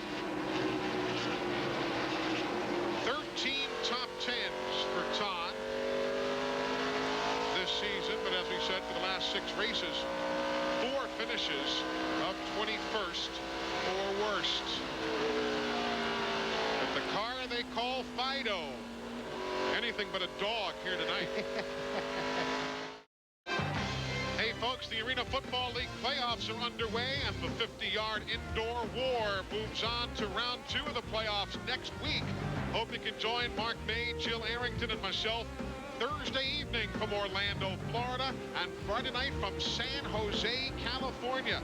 Arena Football League playoffs right here next week, Thursday and Friday on TNN Sports. There is Todd Bodine going around P.J. Jones, who is being put a 3rd lap down. 4th place is a good scramble right now. 57 Keller grabbing 3rd away from Elton Sawyer. There's Dick Trickle in the 5 down there, but he's back in the field a little ways. Right, Dick Trickle in that red-orange number 5 in 21st spot. He's a couple of laps down. Up front, though, it is still Todd Bodine. His crew chief is Donnie Richardson, and he is our CarQuest crew chief of the evening. This report brought to you by the 4,000 CarQuest auto parts stores across North America. You'll find it at CarQuest. Here's Glenn. Donnie, we talked about the bad luck that you guys have had over the past several weeks in the Busch Series. Looks like things have finally turned around. That car looks like it's on a rail. Well, let's hope the luck part's turned around. But, you know, when you get down, you got to come out with your best piece. And this is an old race car, but it always goes good. And we always depend on it. She always comes through. So hopefully she'll come through the rest of the night and bring this thing home where it belongs. Now, we know that you call this thing Fido. Tell us why. Well, sometimes, you know, you just got to throw a little caution to the wind. And Fido's no Darrell Waltrip name, and it means forget it, drive on. So I took it from him and, you know, stole the name from him years ago. And we needed one of them kind of cars, you know, one you can depend on. Just take no prisoners type car. This is it. We brought it here to win. Right now, guys, that's exactly what they're doing. I've been watching lap times. Nobody can touch Todd Bodine right now. He is the dominant machine. He has a 7-second lead on 2nd place, Kevin Harvick. And what happens there? Todd Bodine right now is running the racetrack. He's not trying to catch anyone, so he's in that perfect rhythm. And when you get that perfect rhythm, you drive the racetrack so much better than someone that's trying to make up time on somebody. If you're a P.J. Jones fan, he has just been black flagged. There was some smoke coming from behind his machine going off into turn number 1, and you can just see some of that puff of smoke coming out of the base of the yellow freight machine. PJ has run 3 kart events here. He finished 21st, then the next year 12th, the 3rd race 8th. So he got progressively better, but now some mechanical woes, and he will abide by the black flag and come in to the attention of the crew with some 69 laps to go. As he goes along, he's certainly going to get better and better in the full-body cars. Most of his experience is in open-wheel cars. And I will tell you this, I know his father, Parnelli, and Parnelli Jones, when he showed up to a racetrack, he was there to either win or just tear it all to pieces. And this kid right here, he comes from a good bloodline. I think he's going to be a great driver. You know what I thought was neat? We saw Parnelli at one of the tracks recently. I've forgotten which one it was. And all the drivers would stop and they were kind of pointing. Hey, that's Parnelli Jones. That's the kind of respect that Parnelli Jones is held with. Oh, hang on up in the corner. Jason Schuler almost did the bad thing there. He got on the outside, and the racetrack has a lot of rubber buildup on the high side of the racetrack, and he got very loose coming off turn 2. Running in the 12th spot, nearly bought the wall. But he settles back in. You see Tim Fedua right behind him now. Hornaday you saw go by. So the running order there now is Hornaday in the 12th spot. Then Schuler 13th, Fedua 14th. Watch it there in the bottom right of your screen. Well, it gets very loose on the bottom, and now he has to drive it up there where grip is not very good at all. He was lucky to save that car. Good piece of driving. He's very, very loose. In the center part of the corner, when he got back on the throttle, the back of the car just jumped out on him. And losing only 2 positions is fortunate right there, because we've seen those kind of incidents before. And normally the driver involved lose a whole lot more than just 2 spots. Just joining us, Ricky Hendricks in the garage. Lyndon Amick is back in there. Justin Labonte, Rich Bickle, Mario Goslin, Kenny Schrader, and now P.J. Jones taking his car to the garage area. So the yellow freight entry with a sufficient enough problem to send him to the garage. Well, maybe the old monkey is going to be off Todd Bodine's back. He's the man to beat. Welcome back, everybody.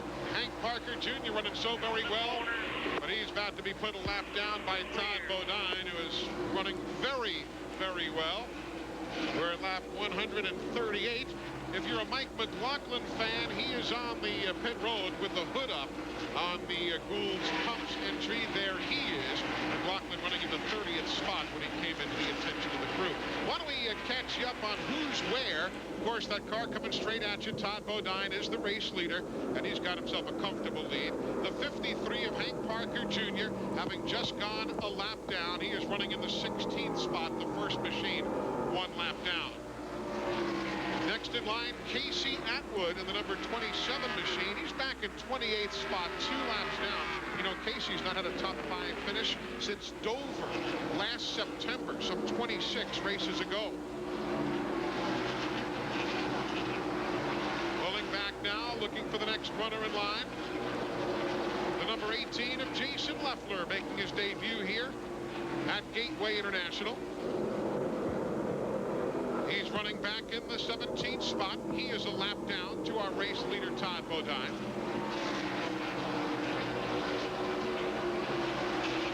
As he swings off the corner, the 77, there's Mike Wallace. Mike Wallace in the 77. He is 9 laps down. The 2 is Kevin Harvick. He is running in 2nd spot. He is right now being shown 6.5 seconds behind the leader. And Ted Musgrave is in that powder blue channel lock machine. Ted is in 18th spot. He is 2 laps down to the race leader, Todd Bodine. There's Buckshot Jones in his familiar 00. He's 2 laps down right now, running in 19th spot as we ride with Buckshot off turn 2. After watching him go through the corner, I know why he's 2 laps back right now. That car is very, very loose as he gets in the corner. Jason Keller is next in line behind the Buckshot Jones car. There's Jason right there. He is in 3rd. Finds himself a dozen seconds behind our race leader. Then Bobby Hamilton Jr. with the new look on that car for the weekend. The Williams Travel Centers Incorporated folks taking over as the primary sponsor, replacing the Baywatch restaurants and cafes, who now become an associate. Then you've got Jay Sauter in the 43. He's in 20th. He is also being shown a couple of laps down to our race leader, Todd Bodine. That's the kind of pace that Todd has been setting here. There's Dick Trickle. He is battling Sauter for position. Trickle is in 21st.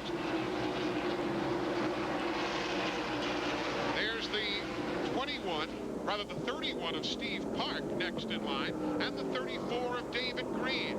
Remember, David Green was running so very well, then lost those 3 laps and fell back to 29th when he made that extended pit stop after running out of fuel. There's the 4 of Jeff Purvis. He's 13 seconds behind Todd Bodine. Purvis is in 4th, riding with him on the lead lap here at Gateway International. Then we go way back. There again is Hank Parker. We had talked about him a while ago. Hank is in 29th spot, 3 laps down to the race leader. Then the 83 machine running in the 22nd spot. That's Wayne Grubb. Great catch there. He almost spun out while you were talking about him. Michael Rich in the 55, who led a short while ago, first time in his career. He led on the NASCAR Busch Series. Michael Rich in 23rd position, 2 laps down to Todd Bodine. Elton Sawyer, he is in 5th. He's on the lead lap. Remember how long ago we saw Jeff Purvis? Well, that's the spread from Purvis back to Sawyer at 7 seconds, and Elton's 19 behind the leader. He's battling with Kyle Petty for position. Kyle is 6th. He is 20.2 seconds down to the leader, Todd Bodine. There's Randy LaJoy. He's in 7th. He is 16.5 seconds back of Todd Bodine. Then behind him, you'll find Jeff Green. There's that familiar number 10 machine. And Jeff Green is running in the 8th spot. But right now, he is 23 seconds behind the leader. But he's still on the lead lap, which is more than you can say for many of the fellas out there right now.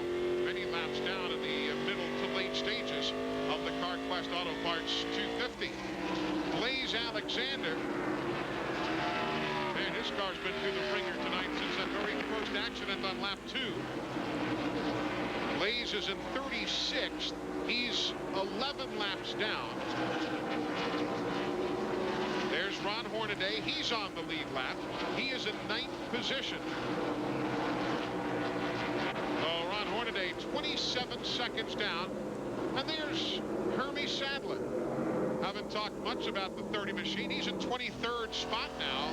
Hermie is being posted a couple of laps down to our leader, Todd Bodine. While we're taking you around the racetrack, we'll tell you that Phil Parsons has made a pit stop. Joe Nemechek has made a pit stop. Tony Raines has made a pit stop. That's why they've not been on the racetrack here of late. Mike Dillon running in the number 21 car. He's in 31st spot. Dillon's 4 laps behind Todd Bodine. There's Jason Schuler. He was up near the lead earlier. Still on the lead lap, but he is 31 seconds down. 25, Kenny Wallace. At 37, Kevin Grubb. Grubb is in 11th spot. Wallace in 12th. They're battling for position. That's the best battle on the racetrack right now for the 11th spot. Give it to Wallace. There's Mark Green, the 3rd of the Green brothers. He's now in 32nd position, 3 laps back. Jimmy Johnson in the Alltel car, number 92. He's in 13th position. He's on the lead lap, 26 seconds back. There's Phil Parsons in the Kingsford car. He just made his pit stop before, dropping Phil to 3 laps down, 28. And there is Todd Bodine, our race leader. So that's everybody who's running on the racetrack. The others in the garage, P.J. Jones, Ricky Hendrick, Lyndon Amick, Justin Labonte, Rich Bickle, Mario Goslin, Kenny Schrader. All of those drivers are currently in the garage area. Hey, you know what happened this week, folks? The legendary Soapbox Derby in Akron, Ohio. We had our cameras there to check it out. The 63rd running of the All-American Soapbox Derby was held on July 22nd at Derby Downs in Akron, Ohio. Goodyear served as the national title sponsor of the Derby, and several NASCAR personalities made appearances. Even NASCAR legend Bobby Allison got behind the wheel.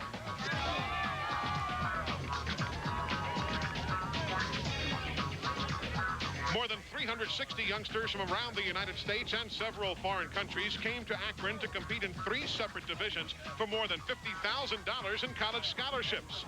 Several heats were held in each division throughout the day, with each heat winner advancing to the next round.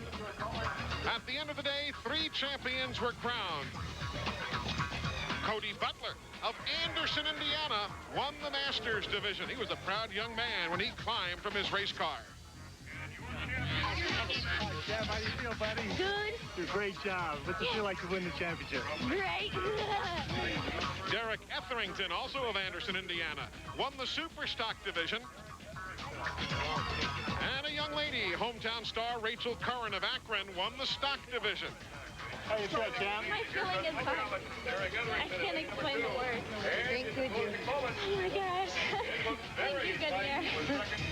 Congratulations to all of the winners of the 63rd Annual All-American Soapbox Derby. Elton Sawyer in for service as the CarQuest Auto Parts 250 nears its conclusion. Kevin Harvick was in at lap 154. This is 156, and there's a problem. Yes, the jack went back down on him. They had to jack the car up. That took a few seconds to right the car there. As he takes off, you can see the smoke flying as he accelerates back to the racetrack. And you can see the smoke flying out from the crew members also. There comes other scheduled stops now. Jason Schuler in the 17 there. He's in lap 157. We should be a lap or 2 away from Todd Bodine, one would assume. He is the race leader. And going by his previous stop, he came in at lap 84. He should be within a lap or 2 of coming in for service. Couple more, you heard the crew chief say, Donnie Richardson. Couple of more. Pit this time, Todd, if you get there. Pit this time. No need to stretch all it. around, Todd. Here comes Casey Atwood. He's in on 158. Tom Hubert is in on lap 158. And here comes Todd Bodine. He will make his stop at lap 159. Second gear. I know one thing. He makes great time around there getting to the pit road, and when you get to pit road, of course, you have to really slow down. Glenn Jarrett is in his pits. And guys, this will be hopefully their final stop. It will be a 4-tire change. They do not anticipate any further changes on Todd's car. He really likes the way it drives, and well, he should, because he has simply been driving away from the field. I've got the watch on him now. As I said, it'll be a 4-tire change.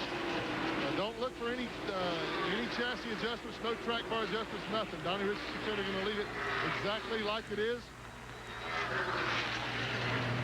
And we'll get the watch on it here. A little bit of trouble on the outside. He's down and away in almost 19 seconds now. Here's Mike. They're all around. For Jeff Purvis. Jeff Purvis just made his stop and pulled away and ripped off a very good stop, just under 17 seconds. Routine service, 4 tires and fuel, no adjustments for Jeff Purvis. So Jason Keller takes over. I had to double clutch right there.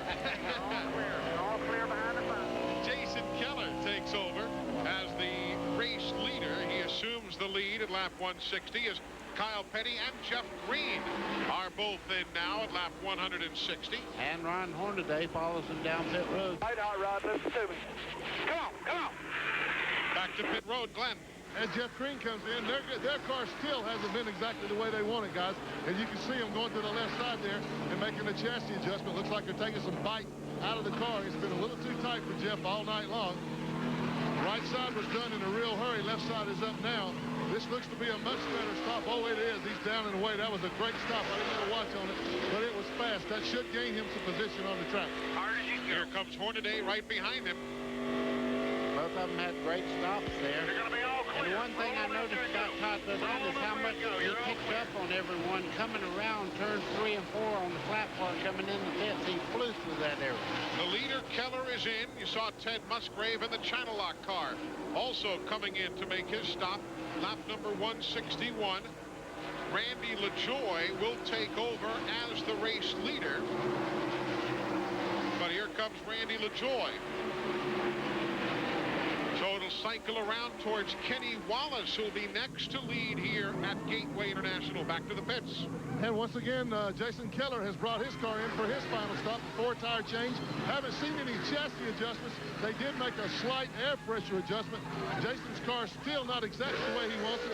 Down and away in about 18.9 seconds. Another good stop. So far, every stop has been within about a tenth of a second or so. So this guy's doing a good job under the gun. All of these stops are under green. Bobby Hamilton Jr. is coming in. We're at lap 162 of 200. Here comes Kenny Wallace. He will make his pit stop, and that'll cycle us back on around to Todd Bodine, who leads again in the CarQuest Auto Parts 250. Mack Trucks are furnished by Clement Chevy Mack Sales. For all your truck and tractor needs, call Clement at 1-800-369-MACK.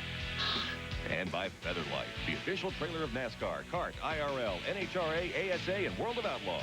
Remember to call Featherlight for all your trailer and motor coach needs at 800-800-1230.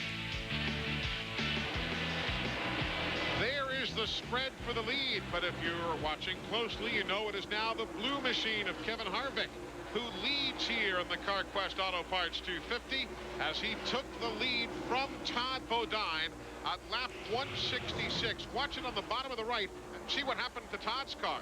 Watch the back end as he starts off here. He loses the back, and right there he lost all the momentum. Kevin Harvick hard in the accelerator, moves right up beside him as they go down the back straightaway towards turn 3, and they'll just take the lead right away from Todd Bodine. So Harvick takes the lead at lap 166. Now, can he keep Todd Bodine at bay once he got around him? He's pulled him by 0.6 of a second. Well, I think they made a great adjustment on Kevin Harvick's car because before, you see Todd Bodine high on the racetrack. He's got problems. Glenn, what's the story down there? He's got big problems. Yeah, the car is very, very loose. They didn't make any chassis changes, but this set of tires is much, much looser than this previous set. And as I'm talking right now, guys, I'm looking at turn 1. There's something lying on the racetrack. Well, the car just ran over it. It's still in the groove. I don't think NASCAR has seen it. It went up out of the groove just now. But anyway, Todd's car is extremely loose. One reason that Kevin was able to make up so much ground to begin with, remember he stopped about 6 or 8 laps earlier than Todd did, put on those fresh tires, and that got him back out on the racetrack making up ground while Todd was on the old tires. Then when Todd went back out with the tires that are loose, he just hadn't been able to do anything with it. Boy, they are thick down here. Looks like the bug has bitten them again. Again, watch what happened a few moments ago after first getting loose and giving up the lead. Watch the bottom right for the replay and watch the 66 car. Okay, he's going down the back straightaway now. Full tilt as he heads down toward turn 3. And as he starts in here, something really goes wrong. He starts up the racetrack. Then gathered it back in, but lost himself a couple of seconds in the exchange. I thought we were going to show the replay where he's up against the wall, but he was not completely up against it just then. No, but that previous lap, as we saw down there in the right-hand corner of the screen, he certainly did go up to the wall, but didn't make contact. And that was the difference. He was lucky he didn't hit the wall, as we saw him come so very, very close.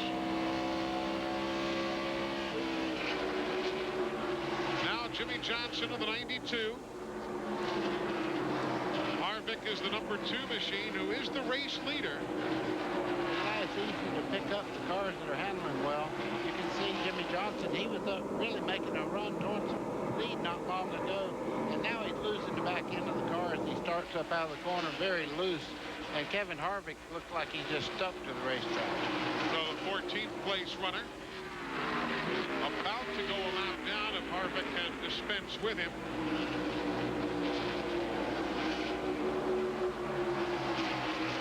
Harvick doing a great job. Mike Massar, do they have enough to hold everybody off, do they think? Well, let's find out. Todd Berrier, crew chief for Kevin Harvick. What's he saying? Right now, he's not saying anything. We're just trying to keep him posted on where the 66 are. But Stacy Delco Monte Carlo's been flawless all night and had good pit stops, and we just got to hold on here for about 28 more laps. Do you have enough to hold on? I feel like we do. You know, we're trying to keep him just where he's at right now. We got some left that we needed, I think.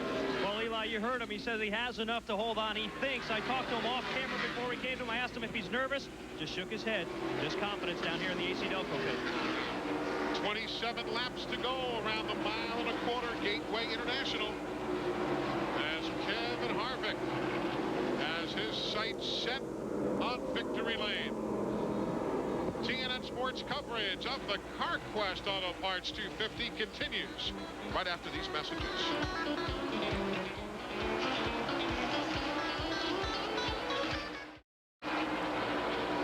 Kevin Harvick continues to lead here at Gateway International Raceway. We're just outside of St. Louis, just across the river in Madison, Illinois. Todd Bodine is now backslid to third. He's 5 1/10 seconds behind Harvick. This is going to be tough to stop. Yeah, come in and not make any changes whatsoever, just change tires, and he went back out, and he obviously had a problem from the get-go there. He lost control of the car down in turns 1 and 2, then went right up against the wall in turns 3 and 4. 35-40. 35.40 seconds on that last lap. That's what you heard, the 35.40. You look around here, they've done a great job on the lighting of this racetrack. Sometimes you see a little dark spot at some tracks, what have you.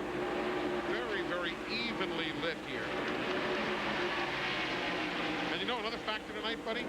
It's in the 70s. Usually when we're here, it's in the hundreds. Oh, no kidding. I mean, this was like a pleasant surprise. We got off the airplane here. It wasn't 125 degrees when we got off. I was surprised. But we have had some pretty bad weather here, and it's kept the temperatures way down. 20 laps to go to settle it. 43 Sauter, he is in 19th spot. The 83 of Grubb, he's in 27th. He's 3 laps down. Had to make an unscheduled stop and was brought back down the pit lane by NASCAR for an infraction after pitting out of their pit box.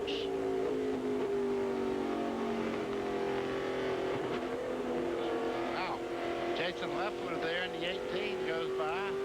So does Keller in the 57. Keller's running in 4th.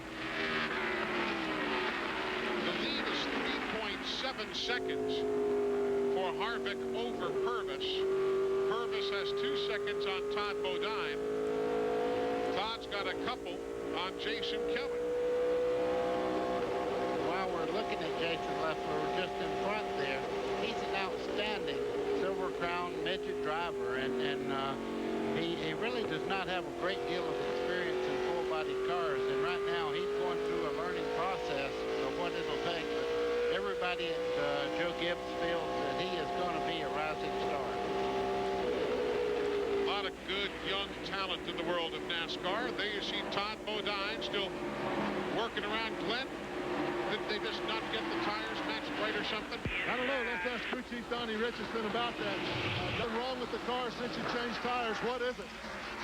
I don't really know. We just changed tires, and it's no faster than it was before. So it's a mystery to me right now. We'll just have to see what happens.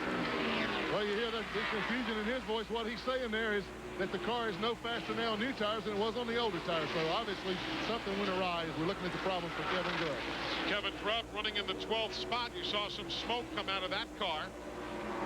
And he's very high on the racetrack, and he's run into the wall there. The right side of that car is just murdered. That's what he did. See the right rear rubbing very hard as he goes down in the corner. That won't last very long. He better find the pits. If you're just tuning in, this race is clicking off at record speed. We've only had 2 cautions for 11 laps, and both cautions came and went in the first 15 laps of the event. We had a caution at lap 2, a caution at lap 11. That second caution went until lap 15, and we have been green ever since. I don't blame that wolf for having that head up there and hollering. Look at that. That is some real damage to the right side of the 37 car of Kevin Grubb. Too bad, too, just coming here 15 laps before the finish. Why don't we take care of one last piece of business, and we'll come back and see how she all wraps up here at Gateway International. CarQuest Auto Parts 250, about done. TNN Sports live coverage of the CarQuest Auto Parts 250 is being brought to you by Lotriman AF. the #1 recommendation of doctors.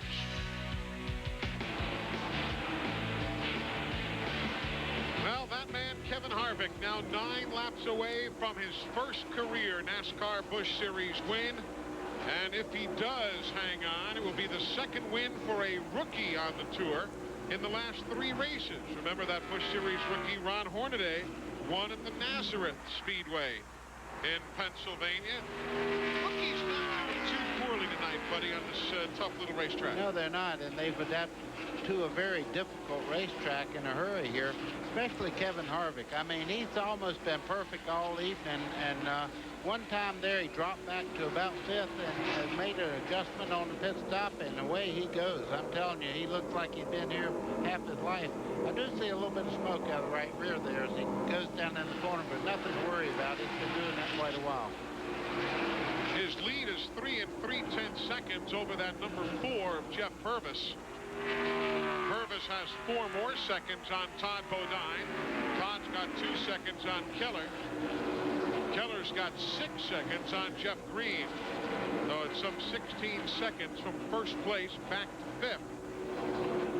Eli, one of these days, Jeff Purvis is going to get a break and get in the Western Cup. He has been ready for about 2 years. I think he has all the tools to make it. Very limited radio communication to Harvick right now.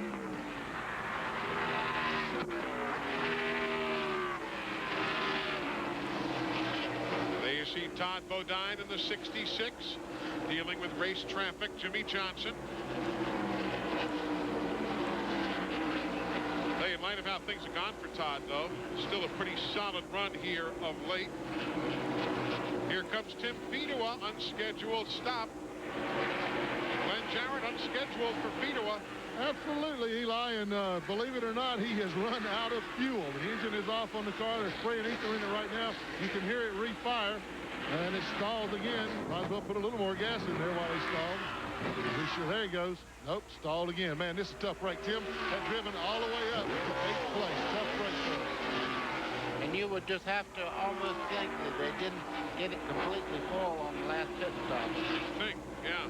But yeah, from 8th place, Fedewa will come back out there somewhere around 12, 13, 14. Wait to see exactly where he blends into traffic. Closing on the final 5 laps of this CarQuest Auto Parts 250. You know, you talk about parity, buddy. This would be the 12th different winner in 21 races. Busch Series schedule for the year 2000. Yeah, and I was just looking at a bunch of, I mean, when Jeff Green has a bad night, yeah, we're calling it a bad night. He's still in 5th. Exactly right. That's not going to hurt him one iota as far as the chase for the NASCAR Busch Series championship is concerned. See 57 Keller right there in the middle. That's for 4th place. Well, he is in 4th place. He's running in and around fellas who are not on the lead lap. Keller's going to figure his way through some of that traffic. And he's currently 2nd place in the national point standings. So he has to be very careful as he works his way through that traffic, not to make a mistake this close to the checkered flag. So now that he's gotten through that traffic, we'll go back to the leader, Harvick. His lead is 2 seconds on Jeff Purvis, so Purvis has turned it up just a bit.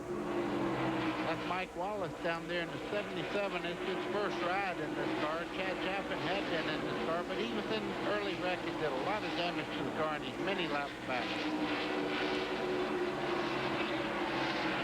Harvick's had a good year. This will be his 6th top 5 finish if he hangs on for the win. It'll be his 10th top 10. And there you see how the points will really not be impacted much at all. It was 552 points of an advantage for Green over Keller. So just a handful of point change is all. Eli, I'm going to tell you right now, this guy's knees are knocking because this is the greatest when you come from the West Coast over here and win a Busch Grand National race, that is very, very special, this young man. I guarantee you his heart's running as fast as that car right now. He's been in the Featherlight Southwest Tour of NASCAR. Kevin Harvick was the champion of the NASCAR Winston West Series. Learned this track and others on the NASCAR Craftsman Truck Series.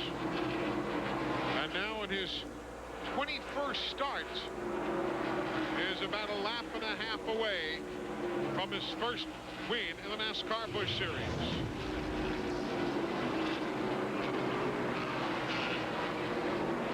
He just told him, don't make a mistake now. Run your lap. You have it made. Don't make a mistake. Don't give this race to somebody who didn't earn it. Kevin Harvick will lead 5 times tonight for 111 laps. And he will become the second rookie to win this season. On the NASCAR Busch Series, Kevin Harvick is the newest winner in the NASCAR family here on the NASCAR Busch Series. Purvis will come home in second spot. Here comes Todd Bodine across the line in third. Jason Keller will finish fourth. You see Jeff Green, that yellow machine coming to the checkers right now. He'll finish fifth. Ron Hornaday comes home sixth. Joe Nemechek seventh. Then Kenny Wallace, Kyle Petty in ninth, and Elton Sawyer in 10th. That is the top 10. And you know there is a smile a mile wide down there, Mike. Celebration continues down here, Eli. As you can see, water being sprayed all around the pit area. We're going to try to grab a word with Todd Berrier, the crew chief of the AC Delco Chevrolet. Obviously a very emotional time down here. The first victory for Kevin Harvick. He has a Winston West title, but really, this is his first national NASCAR victory. And sharing in the celebration is Todd Berrier. Congratulations. I tell you what, Kevin did a heck of a job in this AC Delco Monte Carlo all day. The pit crew did great. The team did great. And more water. Including the 21 team. I mean, if it wasn't for them, you know, we wouldn't have none of this. We got 2 teams in one shop, and they do a great job together. I tell you, I've said 1,000 times, these people in the garage that Kevin Harvick is twice as good as us. If, man, if we could be halfway as good as him, sky's the limit, and we got a long way to go, but we can do this a lot if we get our junk together. Well, Todd, you shared in the tension over those last couple of laps. What were you telling him? I just told him, you know, it was fine. Don't push it. We still had plenty of space. You know, we just didn't want to push it and take a chance on wrecking the thing every time. It seemed like that car really took off after that final pit stop. What type of adjustments did you make to that car? We didn't do anything. We've been a little bit free getting in the corner, and we just didn't fill it up with fuel all the way just to try to tighten him up some. That's all we done. You can see the celebration continues. A big cloud of smoke down here on start finish as Kevin Harvick lights it up. Eli? Folks, I have never seen Dean Scusa or John Force do a better burnout than that. Kevin Harvick is a first-time winner in the NASCAR Busch Series. We'll congratulate him together in victory lane when we come back. TNN Sports live coverage of the CarQuest Auto Parts 250 has been brought to you by the 4,000 CarQuest Auto Parts stores across North America. You'll find it at CarQuest. And Kevin Harvick has found victory lane after that spectacular burnout. He crawls out of the car and gets a nice Busch beer bath, which I don't want a part of, so I'm going to move. Well, you can see, guys, it's going to be a while before I talk to Kevin. Oh, goodness. Hey, Kevin, over here. Here, Kevin. Oh, he's going to get a little victory medallion and a handshake for Lee. Way to go, young man. What a heck of a race you drove. What an awesome race car. Man, I wish my dad was here right now. Those guys are the best. Without those pit stops tonight, I mean, we wouldn't have been anywhere close. But I want to thank AC Delco and Snap-on, GM Goodwrench, and Richard Childers for giving me the opportunity. Kevin, one of the things that I noticed that really helped you guys pitted a little bit earlier than Todd Bodine, got your car set for that last run. The fresh tires, you made up a lot of ground before Todd pitted. Yeah, that's what Todd said. We tried it last week and had a chance at winning the race last week, and the caution came out. So, you know, it's one of those deals where it worked this week, and we made up 7 seconds, and we're just happy to be here. Well, now, Kevin, you've done a great job. You've had some races that you've led earlier on. You've run up front. You've been really competitive. But did you, in your mind, ever think that in only your 21st start that you'd be sitting here or standing here talking in victory lane? I didn't know what to expect coming into this year with the opportunity that we had and the team that we had, and being a new team with myself and Mike Dillon. After the first 5 or 6 weeks, we thought we could win, and here we are, drinking Anheuser-Busch in Victory Circle. Well, you don't have to get here to drink that, but I'm glad to see you got one of those. One more thing I want to talk to you about now. We voted from the booth all the way down to the guys on pit road. That was probably the best burnout we've ever seen. I've been waiting a long time to do that. Hope I don't get in trouble, but it was fun. I don't think you'll get in any trouble. Go on over there and celebrate with you guys. Congratulations, Kevin. Thank you. Okay, Kevin Harvick, you can tell he is really excited, guys. He really doesn't know what to say. Here's Eli. Hi, Glenn. You see the guys in the red jerseys, the Rockwell Automation Machine crew? That's Mike Dillon's bunch out of the same shop. And you saw them there in Victory Lane celebrating right along with the AC Delco bunch. And you like to see that from co-owned operations. And Mike Dillon, he's the son-in-law of Richard Childress that owns the whole team for both of them. There you see the rundown. All is not lost for Todd Bodine. He becomes the 5th driver in series history to top $3 million in career earnings. So from that standpoint, we salute Todd Bodine. Some good runs, Schuler and Leffler, a couple of youngsters there in 14th and 15th spot. Pick out your favorites there. Tim Feto would deserve better. He was up to 8th spot when he ran out of fuel. Remember that at the end?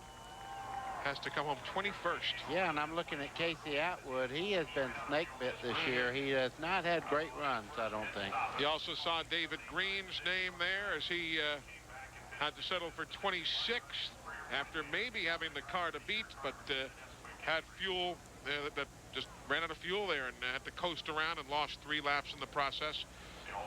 So all in all, a big night for Kevin Harvick. And Mike, not a bad evening for Todd Bodine, though I bet you he thinks he had the car to beat. Now, I'm sure he's pretty pleased with the 3rd place finish, Todd. Pretty good run. What'd you need to get to victory lane, though? Well, that last set of tires just didn't match up real well. The middle set was great. Car was awesome. We didn't take any changes, and it went to pushing and loose and just all kinds of things. But I'll tell you, this Phillips 66 team never gives up. You know, we've had a rough 3-4 weeks here, and come back, run strong like we always do. It's a great day. I got to say hi to everybody home. Ashley Marie, my daughter, watching. Mom, Brett, Diane, Jeff. Hi, everybody. Finally come out of the slump. 3rd place performance. How much of a boost was this for this team? We needed it bad. You know, this team, they didn't give up, though. I'll give them that, man. They just kept digging. You know, we got a championship team, and unfortunately, bad luck has just taken us out of that championship run. This is what we can do every week if we don't have problems, but unfortunately, lady luck hadn't been kind to us. The tripartite car has been running great, just bad luck. This is what we can do every week. We're going to keep going every week and try to win some races. You know, we're kind of out of this championship deal. Jeff's got a big lead, and they got a great team, but, you know, we're still racing a lot of guys, so we got to keep digging and win some races. Well, guys, it appears that Todd Bodine may have turned his luck around here tonight. To Glenn Jarrett. Okay, thanks, Mike. I've caught up with Jeff Purvis, and although Todd Bodine said Lady Luck wasn't too kind to him lately, it was pretty kind to you last night. You were kind of on your last legs there. Well, I really was. You know, I was right there at the end. My car was just about to quit running. I don't know.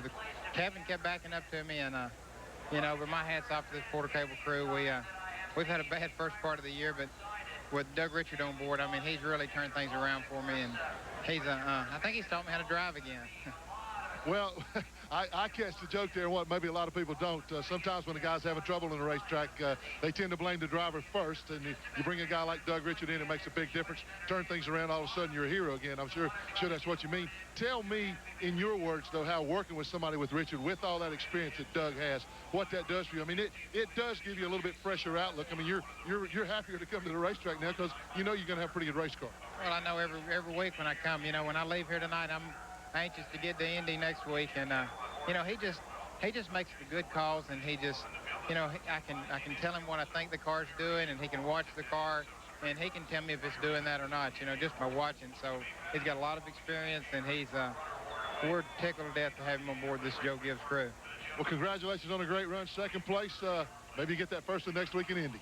I hope so, Glenn. I appreciate it. Thanks. Okay, Jeff Purvis comes home with a strong 2nd place finish, Eli. That matches his best of the year. He finished 2nd at Milwaukee. And as a matter of fact, Purvis in his last 4 races had the 2nd at Milwaukee, 6th at Nazareth, 13th at Pikes Peak, and 2nd here tonight. And of course, with Todd Bodine, who we spoke with earlier, this also matches his best finish of the year, matching his 3rd place run at Bristol. Hey folks, Friday nights on TNN, the hits just keep right on coming. You'll see tables and chairs go flying along with some good guys and some bad guys. It's all on ECW Wrestling. Find out what happens next. Friday night at 8 Eastern and Pacific on ECW Wrestling, a part of TNN's Thrill Zone Friday.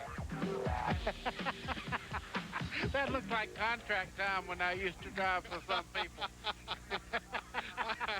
I bet it did. Let's go downstairs where Mike Massaro is caught up with Jeff Green. Well, Jeff Green didn't win this evening, but I'm sure he's pleased with a top 5 finish, Jeff. Another good run for you. I guess I can smile, Mike. It was a great run for us. Our Nesquik car was pretty good. You know, I think we had a car to maybe win the race. The 2 car was awfully good, but we run with him there early and just run out of gas. And under green flag like that, I couldn't get it started, you know, and they had to push me, and we lost, well, 3/4 of a lap to those guys, you know, and never had a caution flag to be able to catch back up. But, you know, I don't know. Can't complain about a top 5 in this series, and can't win them all, no doubt about that. So we'll just go to the RP and try to win there. And Kevin Harvick had an extremely strong race car this evening. What can you say about the young guns in the series? Well, you know, my hat's off to those guys. Hornaday and Harvick, they've got as much experience as we do. They're just not in these kind of cars. And Harvick was driving the wheels off of it. He wasn't giving nobody nothing, and showed that early. You know, first 20 laps, he was like the last 20. You know, he's driving that way, but that's his motto. That's not mine. But we had another good night for our Nesquik Chevy, and just hope everybody had a good time tonight. Good Lord watched over us again, and let us get this race in with all the weather, and had an awesome crowd here at St. Louis. So we're proud of that. Kind of a strange weekend. You mentioned the weather. How much did that wreak havoc with this team's schedule this weekend and with your strategy on the racetrack? Well, we had a little bit of problem in practice today. They only gave us an hour and a half, and when you have to get your race car ready for a 200-lap race or 250-mile race, you don't have a lot of opportunities to change it in an hour and a half. So we kind of guessed a little bit. We missed it just a touch, but we're still good enough to win.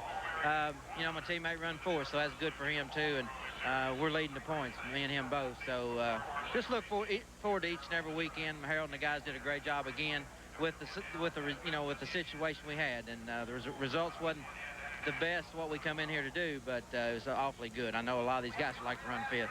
Well, guys, it wasn't a victory, but that's what they call a championship run. It all weighs out in the end of the season. This one will certainly figure into the equation. Guys? Thanks, Mike. You know, it was the 12th top 5 for Jeff Green in the last 13 races. And on a career-wide basis, it was his 50th top 5 finish in NASCAR Busch Series competition, his 75th top 10. That is the kind of consistency that is rewarded with championships. So there's the point battle right now behind Mr. Green, who has already reserved the head table for the banquet. Pretty tight, though, rest of the way down, isn't it? Yeah, good race for 2nd. And they're further back now in the NASCAR Busch Series point standings. Some good young names, along with the mix of veterans there in the top 20. But obviously, Jeff Green is the man who continues as the hot shoe. Now it's time to honor our Bryant, cool driver of the race. Are you burning hot? You can call Bryant to the rescue at 1-888-999-BRYANT. It's Jason Keller, who's the cool driver of the race. Glenn? And he's pretty cool standing here, guys. Jason, great run tonight, 4th place finish, and you're in your favorite race car, too. I am. I've been trying to get the guys to bring this old car. Well, we nicknamed it Elvis because we ran in Memphis last year the first time, and just got a little bit behind on track position there, but had a great car all night long, and I wanted to prove to the guys it's my favorite car and I could run fast in it. So ran up front all night, and I'd like to thank Excedrin, Chevrolet, everybody involved, State Water Heaters. Got a great combination right now. Jeff and I were talking about a minute ago. It's a bad night for PPC racing when one of us don't win, you know. So, but it was a real nice night, and another top 5. I'm racking up more top 5s this year than I've ever had, so I'm pretty happy. You guys have got to be happy about the way things have gone, particularly lately, because a lot of those top 5s have come in the last several months on the series.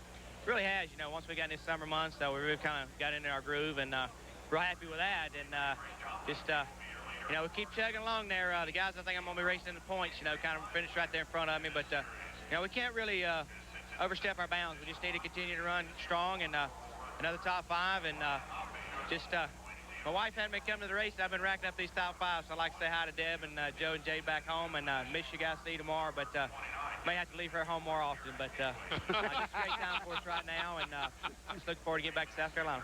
With a statement like that, you probably will leave. I do want to say this now. In 6 days, we go to Indianapolis Raceway Park. That's where you got your first win in this series in 1995. Taking Elvis up there? Taking Elvis there, and may I take my wife? Maybe she'll be good luck for me next week. Now, I'm really excited about the next couple of races. We're really just want to continue to run strong, and got a lot going on right now. Next couple of weeks, the Jason Keller Cystic Fibrosis Golf Tournament is going to be next couple of weeks, August 14th, and looking forward to that. Xfinity is going to be the big sponsor of that with a lot of help with Dunlop Golf. So a lot of things coming up, a lot of things good for Jason Keller right now. Well, guys, I want to say this. Jason has been kind enough to invite me to the tournament. You're looking at the next winner of the Jason Keller Cystic Fibrosis Golf Tournament. I am the ringer. Thanks, Jason. There you go. Looking forward to it. I had to bring somebody in to beat Mike Dillon, and I knew you were the man. So I could beat Mike Dillon left-handed, and I hope he watches this. There you go. Sounds good. Great. Thanks a lot. They have dropped the gauntlet there. And Jason Keller, average finish in the last 12 races for him, 6.8. He has 9 top 10, so job well done. And I thought it was nice the way he backpedaled on bringing Deb to the races there. Yeah, but he knows how to play the game. Yes. He did apologize before he quit talking. Yeah, definitely. So they're celebrating in Victory Lane. Kevin Harvick is a first-time winner of the NASCAR Busch Series. We're back to Gateway after this. Welcome back. Well, we beat Mother Nature today. She rained. You know what they're getting ready to do right now? The NASCAR Remax Challenge Series race that was halted after 13 laps because of rain earlier. They've relined those cars up you see there at the head end of the pit lane, and they're going to resume that race. And those of you just tuning in, we are still live here at a quarter of 11 local time, quarter of midnight Eastern. Kevin Harvick, the top rookie of the race, obviously, in addition to winning the event. 7th time this year he has been the highest finishing rookie. Ron Hornaday had another good night. He has 9 times this year been the rookie of the race. Yes, and at the first part of the race, Jimmy Johnson had a great run going, then had a little bit of problem with handling, but he was up to 3rd spot at one time there. So the celebration continues in Victory Lane as Kevin Harvick takes a nice steady progression from the Featherlight Southwest Tour to the NASCAR Winston West Series to the Craftsman Truck Series. And you heard Jeff Green make an interesting comment. He said, you know, these rookies have a lot of experience, and some of them more than many of us, except not in this type of a vehicle. Eli, and the Winston West, they run on this type of racetrack. They run on the non-bank racetracks out there, and they really do a great job. You go to Phoenix, and these boys really put on a show there, the Winston West. So Kevin Harvick, I will tell you this, look for more out of him because winning breeds winning. It and does. I guarantee you he will be a factor everywhere he goes from here on. You see that schedule? You know what's going to be interesting for Harvick? October 21st, right here on TNN, the race at Rockingham, because he missed the race at Rockingham back in February, you might remember, and even so, he's still 4th in points. So see how he does when we head back to the Rock in time for the race later in the month of October. We're going to come right back and continue here at Gateway International outside of St. Louis. Back in a moment. Hey folks, if you're looking for action on Wednesday nights, you've come to the right place. There's Magnificent 7 and 8 p.m., 18 Wheels of Justice at 9, and Man's Gun at 10 p.m. Don't miss it. It's a whole night of action every Wednesday evening starting at 8 Eastern on TNN's Action Wednesday. Number of NASCAR Winston Cup Series regulars on hand with us at Gateway International tonight, and there you see how they all fared, from the high water mark of Joe Nemechek in 7th down to Schrader, who was first out, involved in that accident on lap number 2. Kenny Wallace finishing 8th. This was his 100th Busch Series top 10 finish. He's been in 204 NASCAR Busch Series events, and this was the 100th time he's finished in the top 10. Mike, not a bad little number there. Or, excuse me, Glenn, not a bad little number there for Kenny Wallace. No, I bet he didn't know that. But before we get started on all that, now, this is Kenny Wallace's home track. He's from this area, and there's about 9,000 other Wallaces. Now, give us all a wave there, all the family. Yeah, yeah. Yeah, you know that, ladies and gentlemen. Look at that hair. It's got to be Kenny Wallace. That's Mom Wallace there. Let me tell you what. In our day around here, she didn't take no crap out, no fans. You talk bad about my dad, she'd come down and whop you one. Mom's great, and my Aunt Millie's here, and, you know, just everybody from St. Louis. So, you know, it's too good to come back and win. I guess I'd be too lucky, but, you know, the Lance Snacks car ran good all night long. I messed up. You know, I came in, I was trying to get everything I could under green flag coming in the pits, and got caught for 15 seconds for speeding, and, you know, to my amazement, we were still on the lead lap, and, you know, man, what a race. All green flag. That was strange. So we ended up 8th, and we're happy about it. Well, now, your mama's here. You're going to have to tell us the truth. Is that the first time you ever been caught for speeding? No. Matter of fact, I got a ticket about 4 days ago over in Arnold, Missouri. So that guy's watching, man. I hope you feel good about yourself. But I made one, you know. He got me coming down a hill. That wasn't fair. That's not fair. You always speed down a hill so you can get back up the next one. Yeah, and he gets me right where it changes, you know, from like, it was like a 61 and a 45, so it wasn't that bad. I have my whole family in there, so I wasn't going to do nothing bad. Now, Eli was talking, I believe he said that was your 100th top 10 finish in the Busch Series. So that's pretty good. I didn't realize you'd run that many races. Well, you know, the thing about it is that I guess, you know, youth is the movement, but I was the youth movement, you know, back in, I guess, you know, the early 90s. And, you know, we won a lot of these races, and I decided to go Winston Cup. And when you go Winston Cup, you know, you got to swallow your pride, because to run last in Winston Cup, it takes a good man. So I gave up winning in the Busch Series and running in the top 10 every week to fulfill my dream and go Cup. And it's been the hardest thing I've ever done, but gosh, it just feels good to come back and be competitive. I used to be hard on myself and say, you know, if you're not in the top 5 in the Busch, it don't mean nothing. But I tell you what, this series is unbelievably tough, and anything in the top 10, top 15, you just about got to be able to go to the next race and, you know, feel good about yourself. Well, Kenny, congratulations on a good run. And believe it or not, in the 1930s, I was in the youth movement. Yeah, well, okay. Hey, go Cardinals. We got like a 6.5 game lead, so Cincinnati's catching us. We got to get tough. We got to get McGuire fixed up. Put him on jack stands and fix his knee. We'll send him down to one of the Busch shops. We'll get him fixed up. Here's Mike Massaro. Well, guys, if you think the Cardinals have a big lead, well, you should take a look at Jeff Green's lead in the Busch Series, and a big part of that is Harold Holley, and you can really judge the weight of a champion by his work ethic. And Harold Holley, it's been 20 minutes after the race, and you're still working on the race car. Yeah, well, we had the car started out pretty good, and had a little bit of a miscue on that first pit stop there, but the guys and Jeff did an awesome job recovering. That last pit stop was a low 16 green flag pit stop, and we made up a lot of track position, but had a few mishaps out there tonight, and I believe we might have broke a spring in a locker or something, and car just tightened up a little bit too much through the center. And I tell you what, Jeff Green did an awesome job in Nesquik Chevy to come back from where that he was, and the guys did an awesome job on pit road. I couldn't ask for anything better. To have a bad night and come out 5th, hey, we'll take it. 5th place performance, how does that fit into your championship strategy here in the stretch run? Well, top 5's our goal every time we go out, and if you can be in the top 5 at the end of the race, you'll have a shot at winning it eventually, and that's where we want to be at. Saw you earlier in the afternoon. You were shaking your head. It appeared you were a little bit frustrated with the weather. How much did the rain wreak havoc with your strategy here this weekend? Well, the track changed a lot, but tonight it came right back in. The track was really good, and Goodyear tires was awesome. I tell you, just lost a little track position, had a hard time recovering from it, but Jeff got after it just as hard as he could, and the guys got after it on that last pit stop. And like I say, I couldn't ask for anything better. It's an awesome team. These guys are after it. Well, Eli, if you take a real close look in the eyes of Harold Holley, you can tell he's still not satisfied yet this year, and he won't be satisfied until he holds that trophy at the end of the season. But he's getting a whole heck of a lot closer. And those guys still have a lot of work ahead of them tonight, don't they? Yes, they do. What they're doing right now is taking that whole car apart. NASCAR checks everything. As you can see, they've already had the carburetor off, and they have the rag over this part of the car right there. They pull the shocks off. They take the dash out to make sure they don't have any devices in there that would add to the performance of that race car. They want them all to meet the specifications, and they check everything about this car. They'll pull the gear out. You see him working on that right now. He's taking, well, as a matter of fact, they've already checked it, and they're putting it back together. No, they're taking it off. But what they'll do, they'll pull the axles out, make them pull the gear out. They'll check that. They'll even take the shocks apart and look in there to make sure they're not spring-loaded and all.